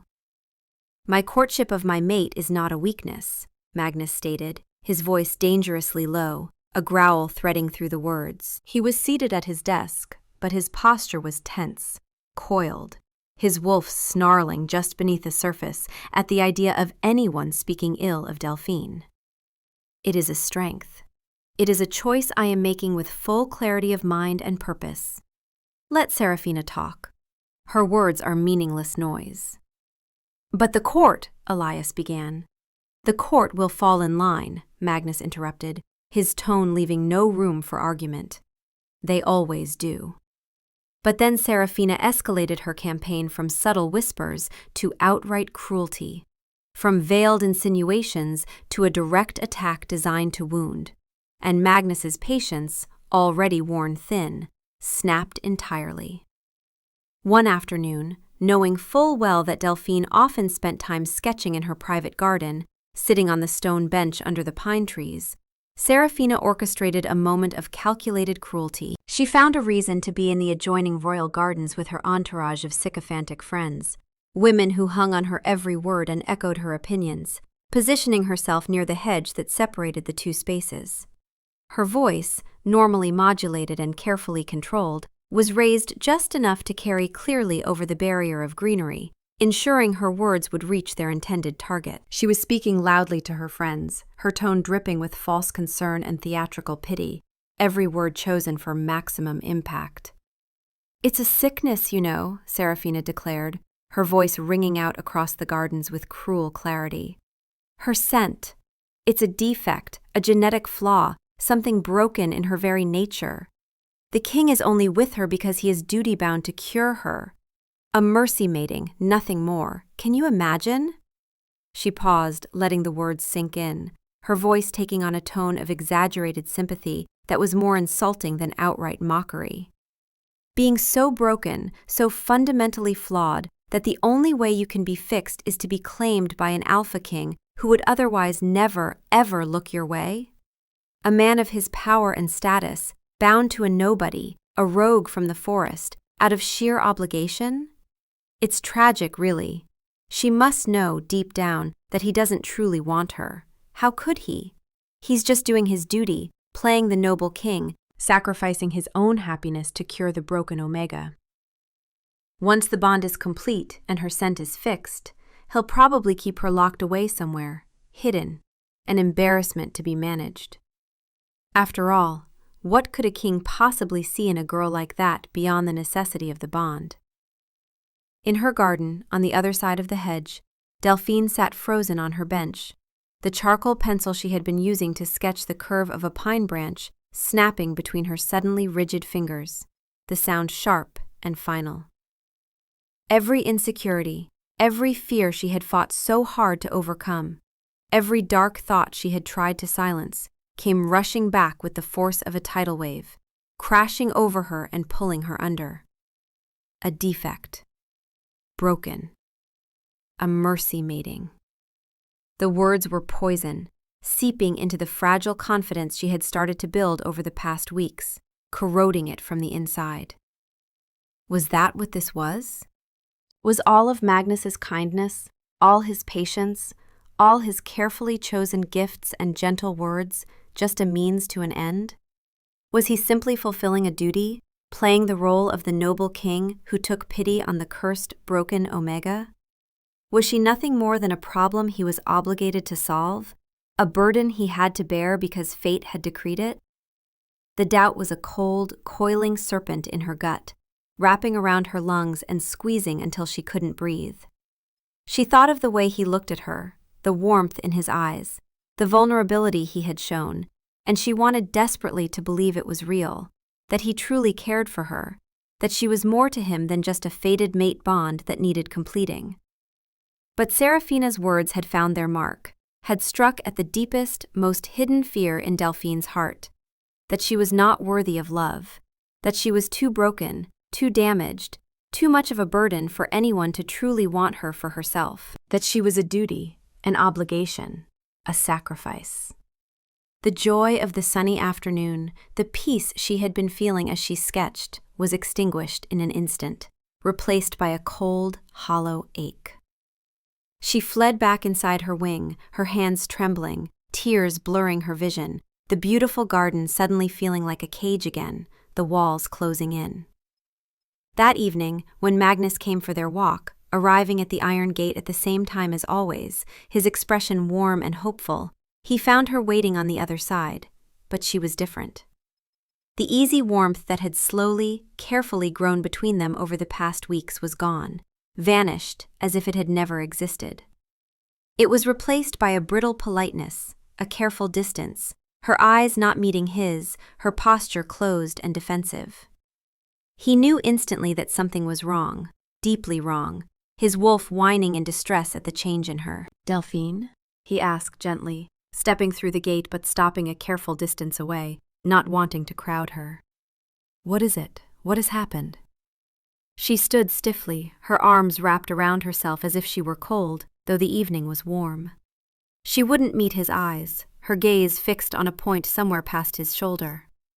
"Perhaps we should not continue these meetings, Your Majesty," she said, her voice small and tight, the formal title a deliberate barrier between them, a rejection of the intimacy they had built. "It is causing talk. It is not proper. People are saying things, and I do not wish to be a burden to you." "I do not care about talk," he said, his frustration growing, his voice sharpening despite his efforts to remain calm. He took a step closer, his hands clenching at his sides. "I care about what has hurt you. Tell me, please." "It doesn't matter," she insisted, turning away from him, her shoulders hunching as if she were trying to make herself smaller, trying to disappear.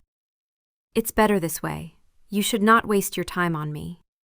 His wolf snarled at her retreat, at the pain he could feel radiating from her in waves, a palpable distress that made his own chest ache. "Our mate is hurting," it growled. "Someone hurt her. Find them. Protect her. Fix this." This time, he listened to the instinct, because it was right. He didn't need Elias to tell him the source of her pain, didn't need to investigate or ask questions. He knew. The timing, the sudden shift, the way she had pulled away, it all pointed to one person. "It was Serafina," he stated, his voice flat and hard, cold as winter ice. It was not a question. Delphine flinched as if he had struck her, her shoulders tensing, and the flinch was a confirmation in itself, an acknowledgement that he was right. A cold rage, purer and more potent than any he had ever felt, even in the heat of battle, settled over him like a mantle. It was not the hot-headed, uncontrolled anger of a lesser alpha, the kind that led to rash decisions and violence. It was the icy, absolute fury of a king whose most precious treasure had been threatened, whose mate had been wounded by someone under his own roof, and there would be a reckoning. He turned without another word, without explanation, his movements sharp and decisive, and strode from her garden, his long strides eating up the distance. Delphine watched him go, a fresh wave of panic washing over her, her heart racing. What had she done?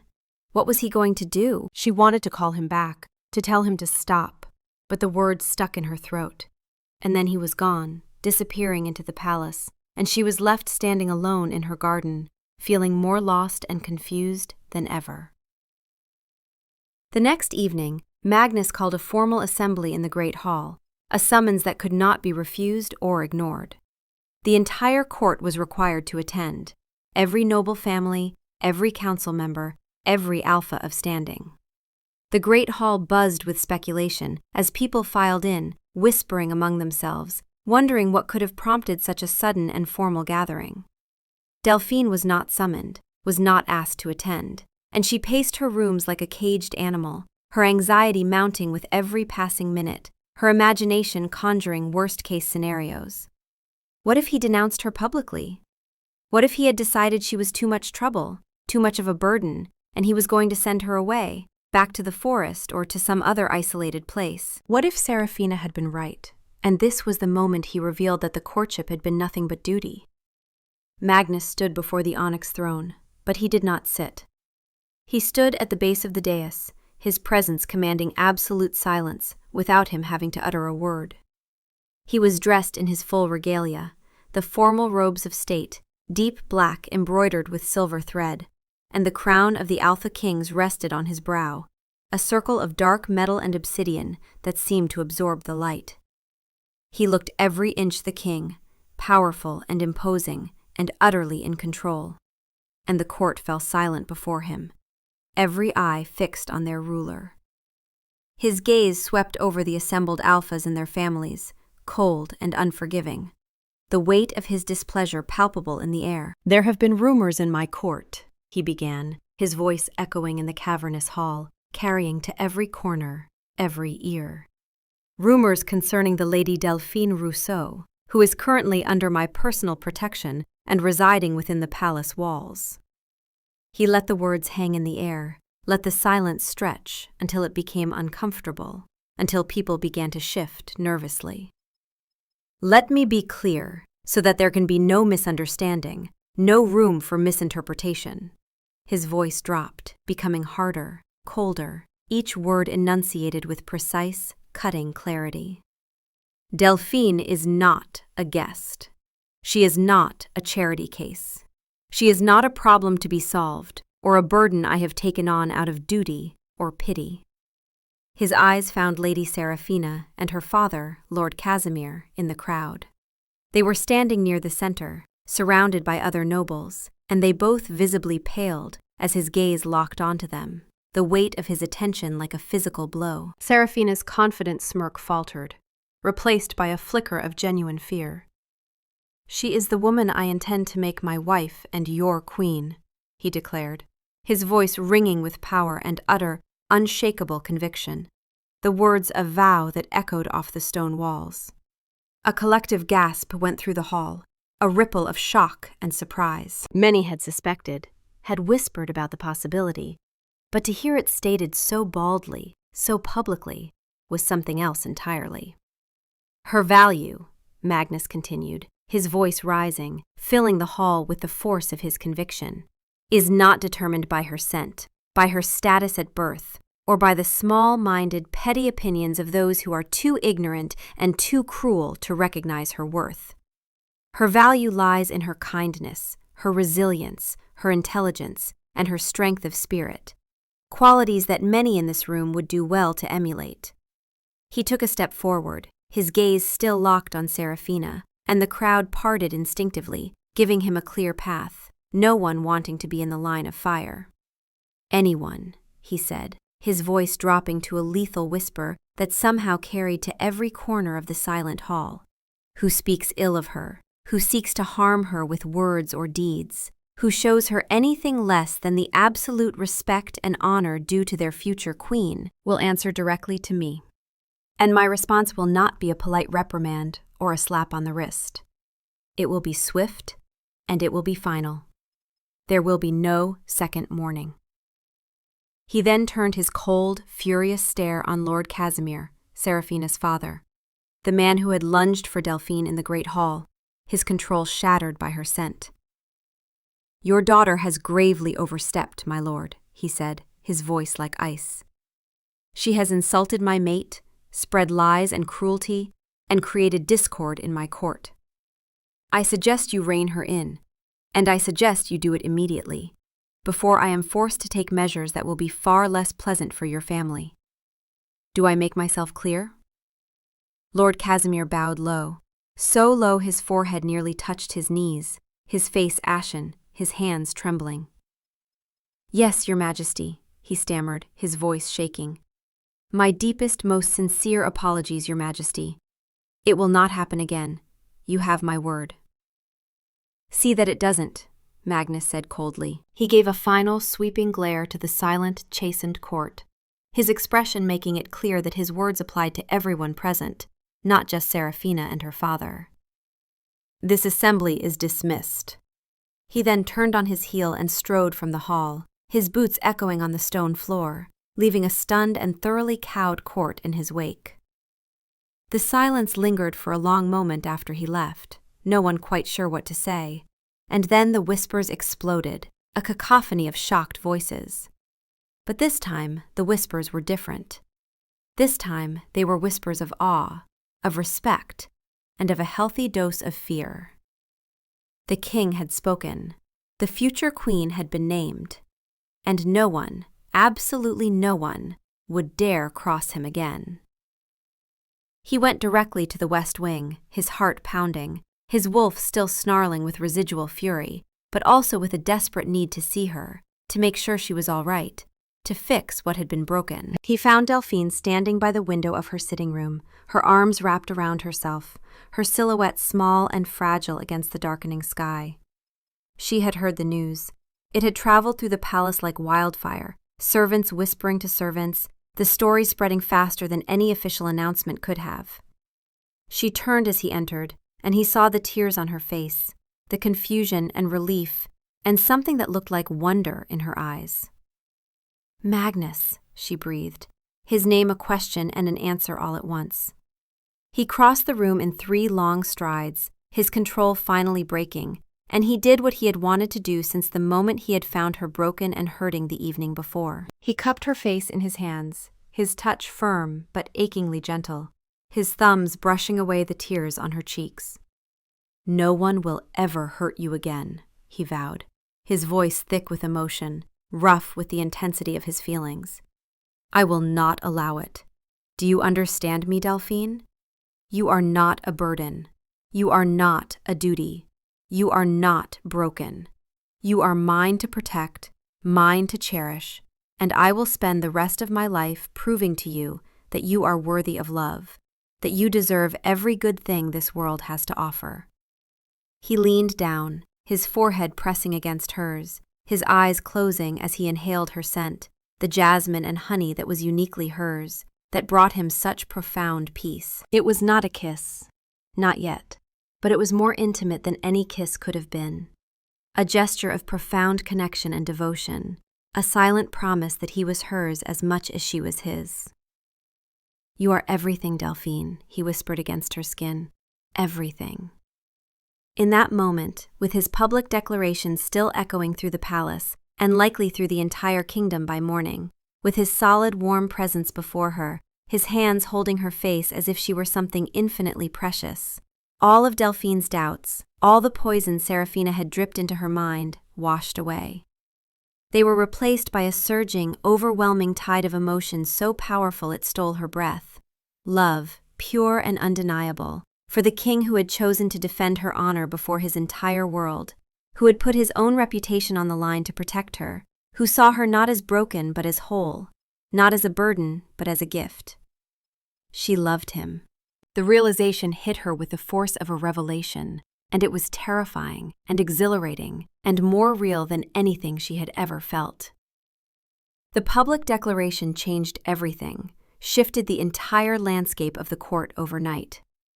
The whispers in the hallways and parlors died down almost instantly, replaced by awed respect and a healthy dose of fear that kept tongues in check.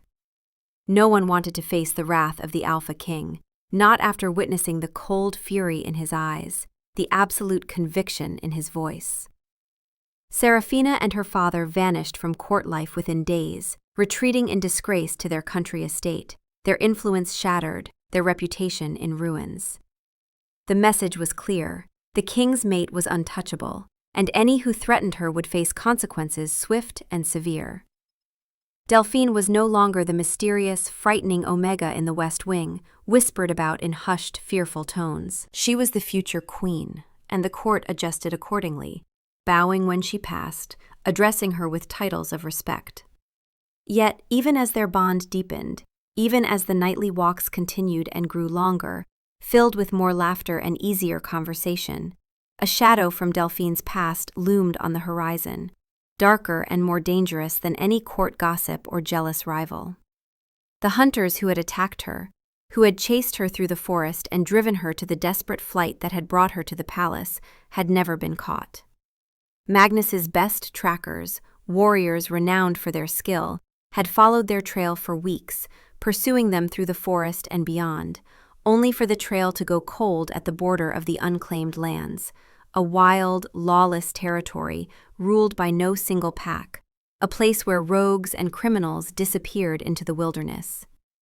It was a loose end that frayed at Magnus's nerves, a constant source of low-grade anxiety that he couldn't shake. He had doubled the guard around the palace, stationing soldiers at every entrance, every gate, their orders to be vigilant for any sign of intruders. He had assigned two of his most trusted royal guards, Brennan and Kale, both stoic, loyal, and mated alphas who would not be affected by Delphine's scent, to be her constant shadows whenever she left her wing, a protective detail that was non-negotiable.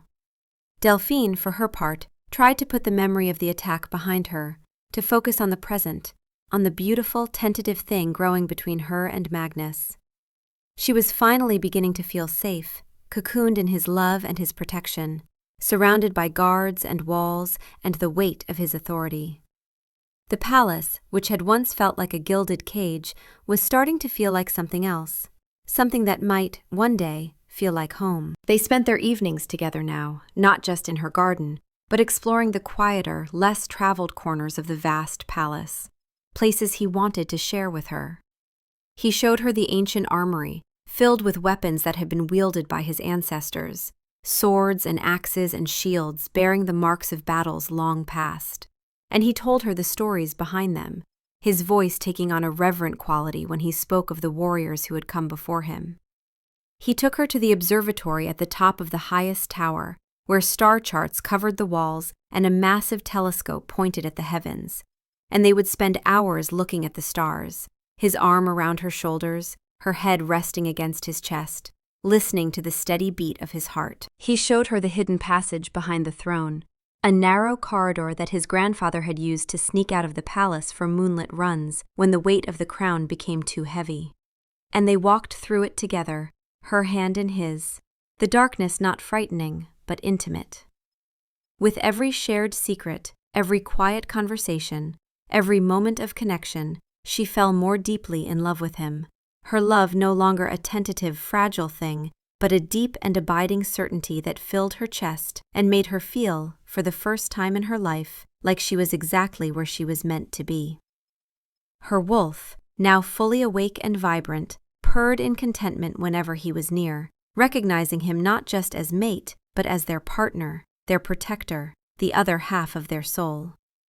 The attack, when it came, was swift and brutal, a carefully orchestrated strike that exploited a moment of vulnerability. It happened 3 weeks after the public declaration, on an evening that had started like any other. Magnus was called away to an urgent council meeting, a matter that could not be delayed. A border dispute with the Stonecrest pack had suddenly escalated, messengers arriving with reports of skirmishes and threats of war, and the council was demanding his immediate attention and decision. He had been reluctant to leave her, his instincts screaming at him to stay close, but duty called, and he could not ignore it. "I won't be long," he promised, standing in her sitting room, his hand cupping her cheek in a gesture that had become familiar, comforting. He kissed her forehead, a brief, chaste press of his lips that still sent warmth flooding through her. His eyes were dark with reluctance, his jaw tight. "Stay within the palace walls. Do not go outside, not even to the main gardens. The guards are on high alert, but I need you to be careful. Please." "I will," she promised, smiling up at him, trying to ease the worry she could see in his eyes. "Go. Your kingdom needs you. I'll be fine." He left, though every step away from her felt wrong, his wolf howling in protest, and a strange disquiet settled over Delphine the moment he was gone. The air felt heavy, charged, the way it did before a storm, a pressure building that made her skin prickle with unease. She tried to read, curling up in her favorite chair by the fire, but the words blurred on the page, her mind unable to focus. She tried to sketch, but her hands were restless, the lines coming out wrong. Restless and unable to settle, feeling caged by the 4 walls of her wing, she made a decision that she would later regret. She decided to go to the observatory at the top of the highest tower, the place she and Magnus had come to love, where she could see the stars and feel less confined, where the world felt bigger and less oppressive. It was still within the palace walls, technically, and her guards would be with her, It would be safe. Brennan and Cale, her ever-present shadows, followed her silently as she made her way through the winding corridors and up the narrow, spiraling staircase to the observatory at the pinnacle of the tower. As she stood at the large, domed window of the observatory, looking out over the kingdom spread below like a living map, watching the stars begin to emerge in the darkening sky, a flicker of movement in the distant parklands caught her eye. It was too organized, too purposeful for an animal, too stealthy for a civilian taking an evening stroll. A cold dread, primal and instinctive, washed over her as she recognized the formation, the way they moved in coordinated silence. A hunting party. They were back. The hunters who had chased her through the forest, who had driven her to this place, had returned, and they were coming for her, slipping through the shadows toward the palace. Panic seized her, her breath catching in her throat, her heart starting to race. "They're here," she whispered, her voice trembling, barely audible. Brennan and Cale were instantly alert, their relaxed postures snapping into readiness, their hands flying to the hilts of their swords. "Who, my lady?" Brennan asked, his eyes scanning the grounds below, searching for the threat. "The hunters," she breathed. Before they could react, before they could sound an alarm or move to protect her, the observatory door, which should have been locked, which should have been secure, burst open with a crash. It was not a hunter who entered first, but a palace servant, a man Delphine had seen many times in the corridors. Someone familiar, someone trusted. But his eyes were wild with terror, his face pale, and a dark, spreading stain bloomed across the front of his tunic, the metallic scent of blood filling the air. He stumbled forward, gasping, his hand pressed to his side, and managed to choke out a few words before he collapsed. "Trap! Lord Casimir! Let them in! Through the tunnels!" He fell, his body crumpling to the stone floor, and the man standing behind him was revealed. Lord Casimir. Seraphina's father, the man who had been disgraced and banished, stood in the doorway, and his face was a mask of vengeful fury, twisted with rage and bitterness. In his hand he held a dagger, its blade gleaming silver, the metal that could wound and weaken shifters, that could kill if driven deep enough. "The king took my daughter's future, destroyed my family's name, cast us out in disgrace," he snarled, his voice rough and filled with venom. "So I will take his mate. An eye for an eye. He will know the pain of loss." Behind him, several large, rough-looking men, the hunters, rogue betas with cold eyes and weapons designed to capture and subdue, filed into the room, armed with silver-laced nets and crossbows, instruments of pain and captivity.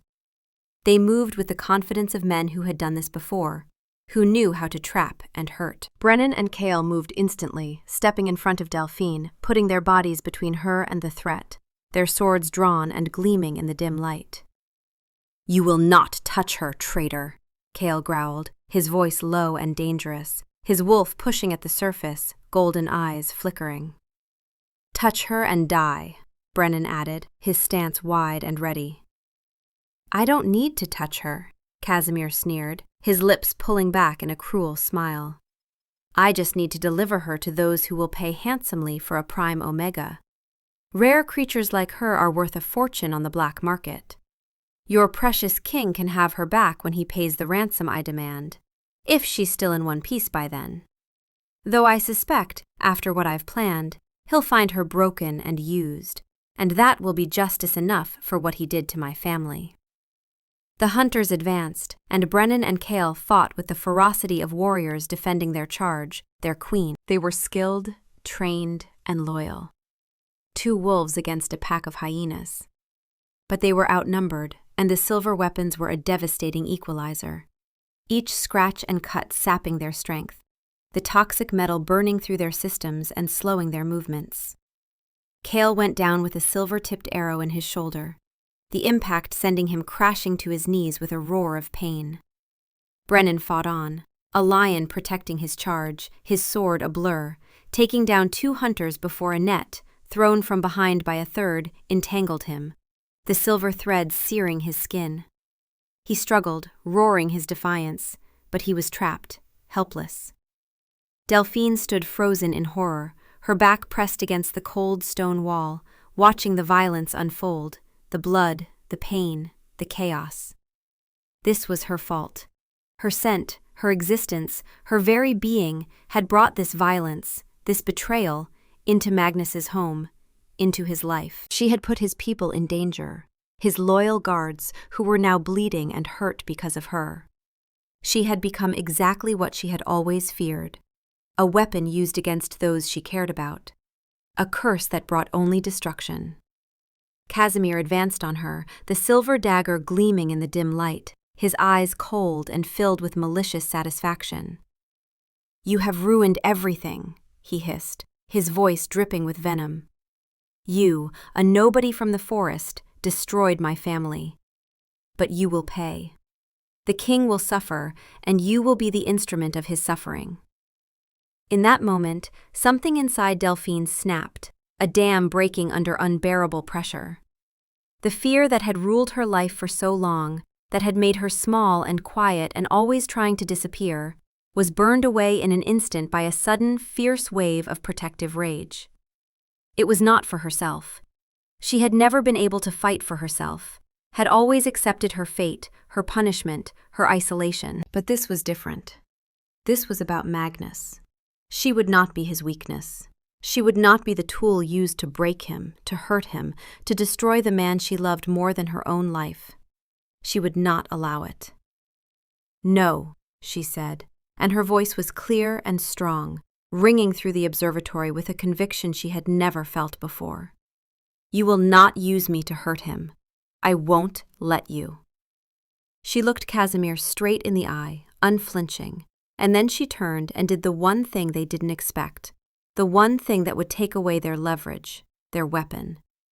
She ran to the open observatory window, the large, curved glass that looked out over the kingdom. The drop to the stone battlements far below was dizzying, terrifying. It would kill her. The fall would shatter her body, end her life in an instant. But it was better than this. Better than being the weapon used against Magnus, better than being the cause of his pain. If she was gone, they couldn't use her. He would be safe. "Delphine, no!" Brennan roared from within the silver net, his voice raw with desperation and horror, struggling against the bonds that held him. She climbed onto the narrow ledge, the night wind whipping her hair around her face, cold and sharp. Her hands gripped the stone frame, and she looked down at the darkness below, at the fall that waited, and her heart was a cold, hard knot in her chest. She wasn't afraid of dying. She was only afraid of hurting him, of being the cause of his suffering. "I love you, Magnus," she thought, a final silent message to her mate, hoping somehow, across the distance and the bond, he would feel it, would know. "I'm sorry. I love you." She closed her eyes, took a breath, and pushed off the ledge, letting go, letting herself fall into the void. For a split second, there was only the rush of wind, the sensation of weightlessness, the certainty of the end. And then, a hand like a steel band, powerful and unyielding, clamped around her wrist, stopping her fall with a jolt that nearly dislocated her shoulder. She was jerked to a halt, suspended in the air, dangling over the abyss, and she looked up, gasping, into the blazing, furious golden eyes of Alpha King Magnus. He had come. Somehow, impossibly, he had come. Magnus had felt it the moment she was in mortal danger. It was not a vague sense of unease or a distant worry. It was a searing, white-hot pain in his chest, a psychic scream from his wolf that cut right through the tedious arguments of his council, through the droning voices and the political posturing, like a knife through flesh. Mate is in danger. Mate is dying. The bond between them, still incomplete but undeniable, had flared to life, a beacon of terror and desperation that obliterated everything else. He didn't wait for an explanation, didn't ask permission, didn't excuse himself. He was moving before the thought was fully formed, a primal roar of fury and terror tearing from his throat as he burst from the council chambers, the doors slamming open with the force of his exit. Elias shouted after him, but he didn't hear. The council members called out in confusion, but their voices were meaningless noise. The entire world had narrowed to a single point: Delphine. He followed the bond, the invisible thread that connected his soul to hers, a pull so strong it was almost physical, dragging him forward. His kingly authority, his careful control, his measured responses, all of it dissolved into the raw, singular, primal focus of a male whose mate was in danger, whose entire world was about to end. He raced through the palace corridors, his speed inhuman, fueled by adrenaline and terror, guards scrambling to get out of his way. He took the winding stairs to the observatory 3 at a time, his heart pounding, his wolf roaring in his head. He smelled blood before he reached the door, the sharp, coppery scent of it, too much of it, and his rage ignited into an inferno.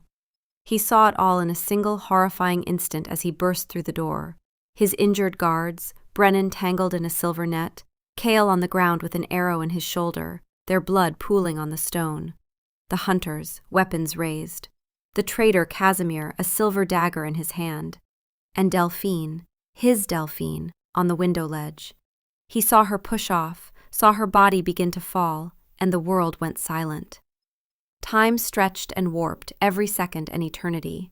He moved with a speed that was not entirely human, not entirely natural, his wolf and his terror giving him strength beyond measure. He crossed the room in a single blurred motion, a streak of black and fury, and launched himself at the window. His hand shot out, his fingers closing around her wrist just as gravity claimed her, just as she disappeared over the edge. And the impact of stopping her fall nearly tore his arm from its socket, the strain sending a lance of pain through his shoulder. But he held on. He would die before he let go. He would fall with her before he released her. The jolt was brutal, his muscles screaming in protest, his grip on the stone window frame with his other hand the only thing keeping them both from plummeting to their deaths. He dangled there, half out of the window, one hand gripping the frame with white-knuckled desperation, the other holding the entire weight of his world, his everything, his reason for existing.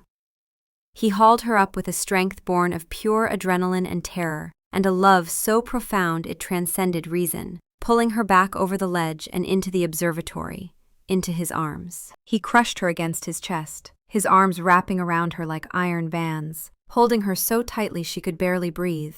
But she didn't care. She clung to him just as desperately. He buried his face in her hair, inhaling her scent, jasmine and honey and life, assuring himself she was real, she was here, she was safe, she was alive. His entire body trembled with the aftershock of his fear, violent shudders running through him.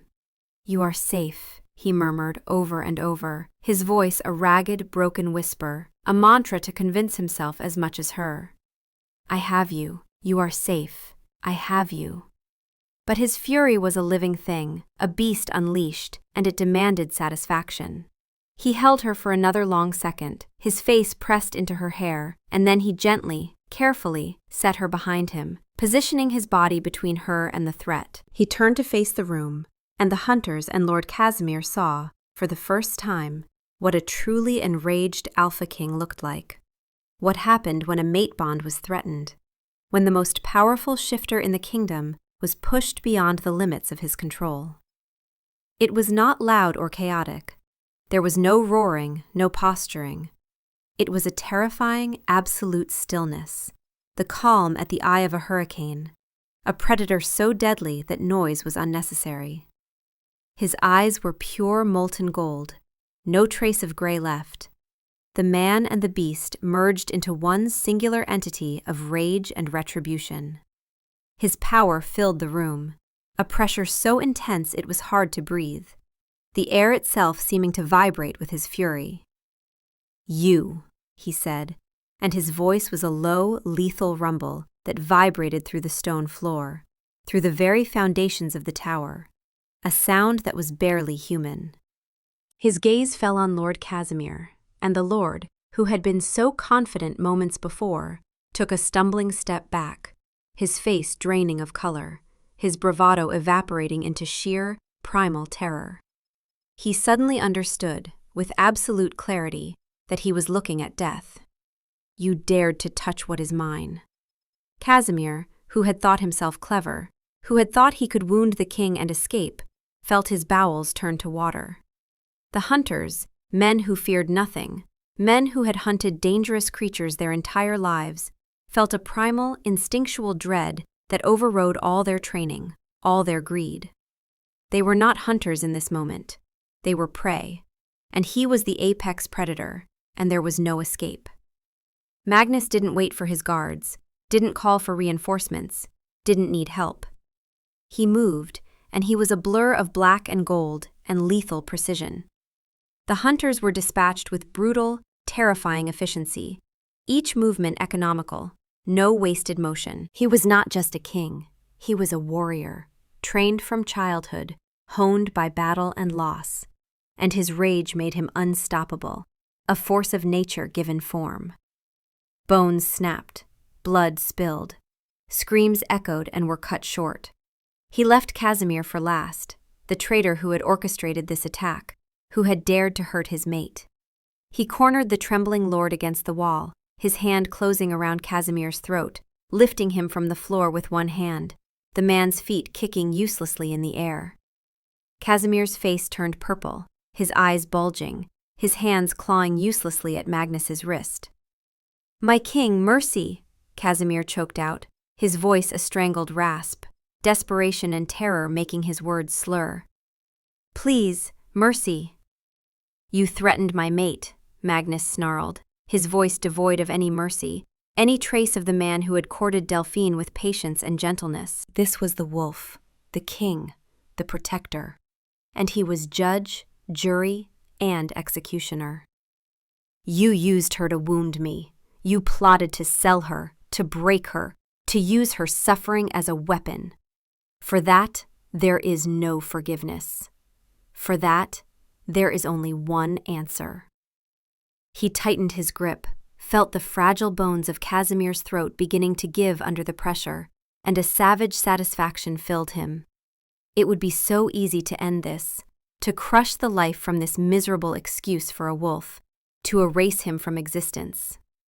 From behind him, cutting through the red haze of his rage like a beam of light, Delphine's voice reached him. "Magnus, don't." 2 words, soft but clear, and they cut through his fury more effectively than any command, any order. He paused, his grip still tight around Casimir's throat, his entire body vibrating with the effort of restraint. He wanted to end this man, to remove him from the world, to ensure he could never threaten her again. Every instinct, every fiber of his being screamed for blood, for vengeance, for the permanent removal of the threat. But he heard the plea in her voice, not fear of him, but a request, a gentle hand on the reins of his rage. He turned his head slightly to look at her, and she was standing there amidst the chaos, the bodies, the blood. Her face was pale, but her eyes were clear and steady, and looking at him, not with fear or horror, but with trust. She was not afraid of him, even now, even in the full grip of his fury, even when he was more beast than man. She trusted him. That trust, that unwavering faith in him, even when he was at his most dangerous, was a balm to his furious soul, a reminder of who he was, who he wanted to be for her. She was asking him to choose mercy, to choose control, to be the man who had courted her with patience and gentleness, not the beast who would kill without thought. And he would give her anything she asked, anything. With a final snarl of disgust, a sound of pure contempt, he slammed Casimir against the wall one last time, with enough force to crack the stone, then dropped him. The lord crumpled to the floor, gasping and sputtering, clutching his bruised throat, his face a mask of pain and terror. Royal guards, finally alerted by the commotion, by the sounds of battle echoing through the tower, flooded into the room, their swords drawn, their eyes wide at the scene of carnage. "Take him to the dungeons," Magnus commanded, his voice returning to its familiar tone of absolute authority, though his eyes still smoldered with barely banked fury, his chest heaving. "Chain him in silver. He will await public judgment and execution for treason, for conspiracy to harm the queen, and for the murder of a palace servant. His sentence is death, but it will be carried out according to law, with the full court as witness." 2 guards hauled the broken, whimpering Casimir to his feet and dragged him from the room. The other hunters, those who had survived Magnus's onslaught, were similarly restrained. He then turned his attention to Brennan and Kale, his loyal guards who had fought to protect her, who had bled for her. He went to them, kneeling beside each in turn, placing a hand on their shoulders. He channeled his own alpha energy into them, a warmth that flowed from his hands, accelerating their natural healing, drawing out the silver poison, easing their pain. It was a gift only the most powerful alphas possessed, the ability to heal their pack, and he used it without hesitation. "You have my gratitude and my respect," he said, his voice thick with sincerity, rough with emotion. "You defended your queen with honor and courage. You will be rewarded, and you will heal. Thank you." Brennan, still weak but recovering, managed a nod. "It is our honor, my king," he rasped. Finally, with the immediate threats dealt with his guards being tended to and the traitors being dragged away, Magnus turned back to Delphine. The rest of the world, the guards, the blood, the chaos, all of it faded away until there was only her. He walked to her slowly, his fury draining away, replaced by a deep, aching love, and a terror that still hadn't fully released its grip on his heart. He gently took her hands in his, and they were ice cold, trembling. "You tried to leave me," he said, his voice breaking on the last word, the statement a raw, wounded sound. The thought of it, the image of her falling, of losing her, was more painful than any physical wound he had ever endured. It was a pain that threatened to break him. "I couldn't let him use me against you," she whispered, tears finally streaming down her face, her voice choked with emotion. "I couldn't be your weakness, Magnus. I couldn't be the reason you suffered. If I was gone, they couldn't hurt you.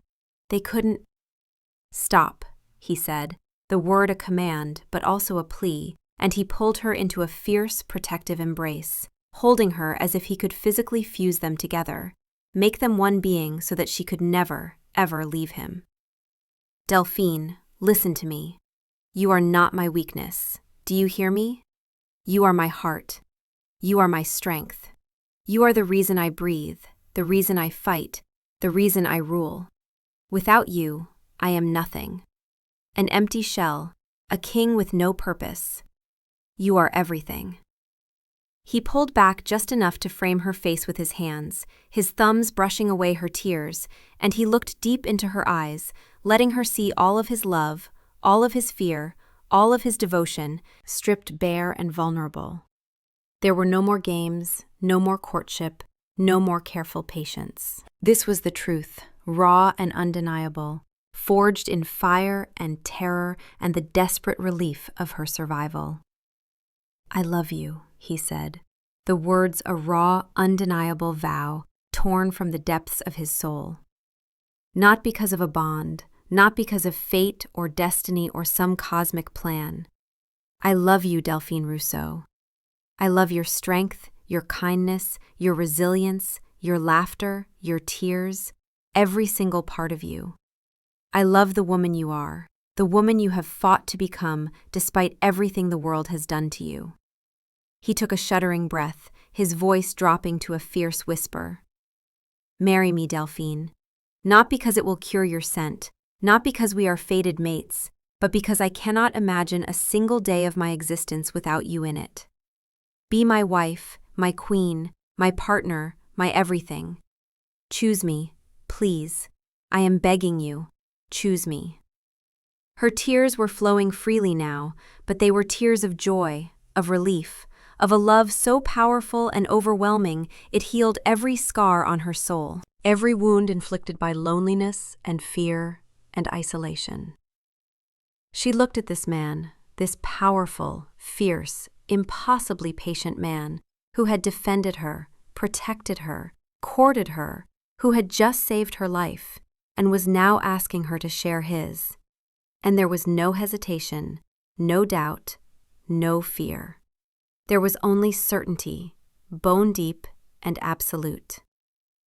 "Yes," she breathed, her voice filled with absolute, unwavering conviction, ringing with joy and love. Yes, Magnus, I choose you. I love you. With everything I am, I choose you. The bonding ceremony was held 1 week later, giving time for the guards to heal and for the preparations to be made, though Magnus would have married her the very next day if she had allowed it, his impatience barely contained. It was held under the light of the full moon, in the sacred circle of stones deep within the palace gardens, a place of ancient power and reverence. The circle was a ring of standing stones, each taller than a man, weathered by centuries, their surfaces carved with runes and symbols of the old magic. It was the same place the first Alpha King of the Varen line had claimed his mate 1,000 years ago, where every king since had sealed their bonds, and the air was thick with the weight of history and the blessing of the moon goddess. The ceremony was not a grand state affair with hundreds of witnesses and political posturing. It was intimate, sacred, attended only by those who mattered most. The only witnesses were Elias, Magnus's beta and closest friend, who stood as his second, the healer Alara, who had cared for Delphine from the beginning, and the now-healed guards, Brennan and Kale, who stood as honored protectors, a testament to their courage and loyalty. Delphine wore a gown of silver silk that shimmered like moonlight itself, flowing and ethereal, the fabric clinging to her frame and then falling in soft waves to the ground. It was simple in design, but breathtaking in execution, elegant and understated, making her look like a goddess stepped from the heavens. Her hair was left loose, falling in dark waves down her back, woven with small white flowers that Alara had picked from the moon-blooming garden. Magnus stood waiting for her at the center of the circle, and he was not dressed as a king in his crown and formal regalia. He stood as a man, dressed in simple black, his tunic open at the collar, his expression open and vulnerable, and filled with so much love it made her chest ache. His eyes were only for her, tracking her every movement as she walked toward him, and she could see the awe in his gaze, the wonder, as if he couldn't quite believe she was real, that she was his. The air was still and charged with ancient magic, a hum of power that seemed to emanate from the stones themselves. And the moon overhead was huge and silver, bathing everything in its gentle light.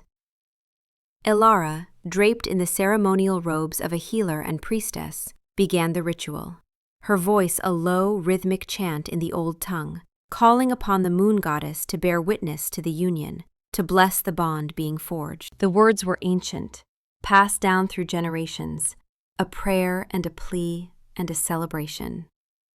Magnus Varen, Alpha King of the Varen Pack, do you come here of your own free will to bond with your mate? Alara asked, her voice carrying through the circle, formal and reverent.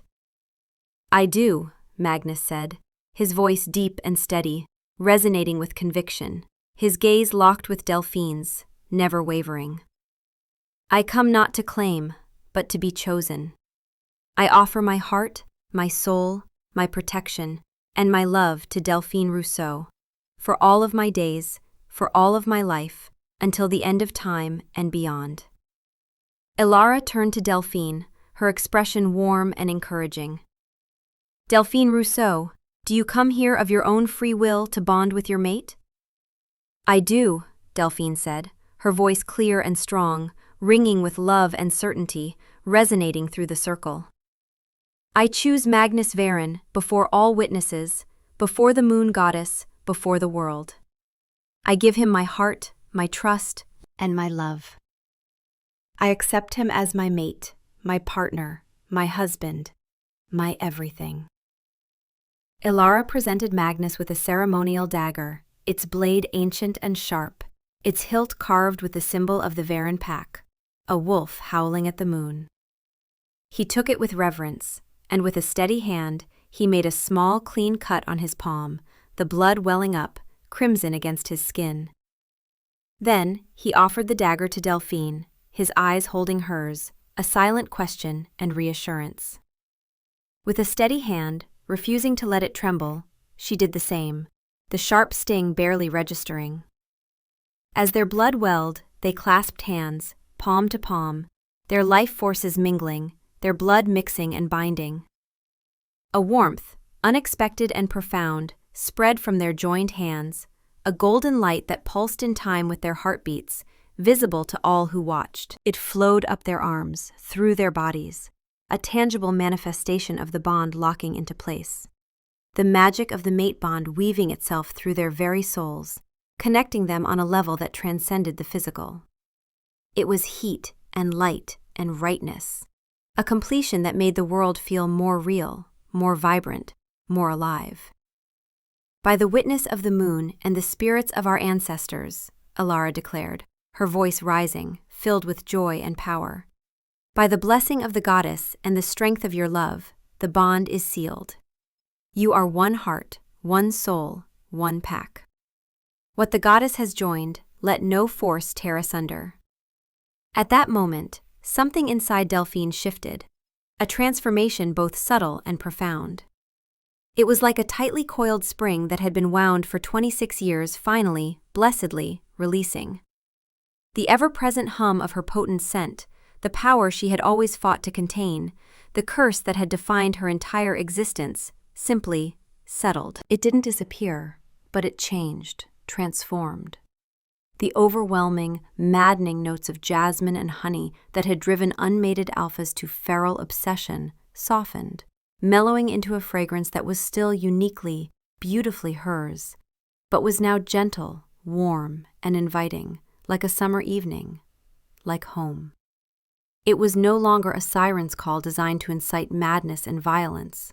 It was a quiet song of contentment, of peace, of a soul finally whole, a scent meant only for her mate and those who loved her, a scent that spoke of safety and belonging.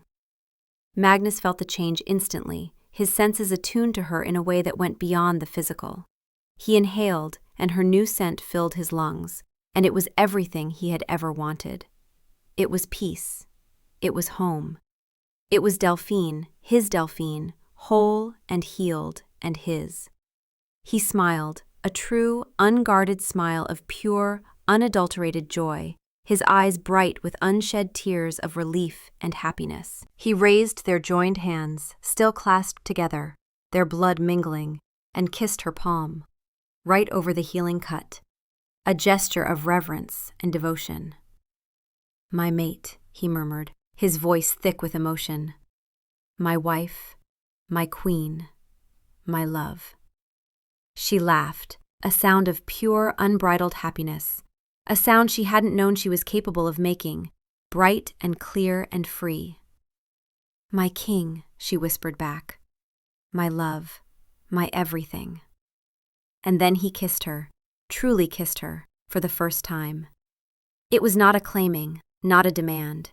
It was a promise, a vow, a celebration of everything they had been through and everything they would face together. It was tender and fierce, and filled with all the love and longing and relief that had been building between them for weeks. And when they finally pulled apart, breathless and smiling, the witnesses cheered, their voices rising in celebration, and the moon shone down on them, blessing their union. The next morning, for the first time in her life, Delphine walked out of her wing and into the main palace, not as a secret, not as a danger, not as a problem to be hidden, but as herself, as the queen, as Magnus's mate and wife. She walked not behind him, not beside him as a subordinate, but with her hand held firmly in his, their fingers intertwined, equals and partners.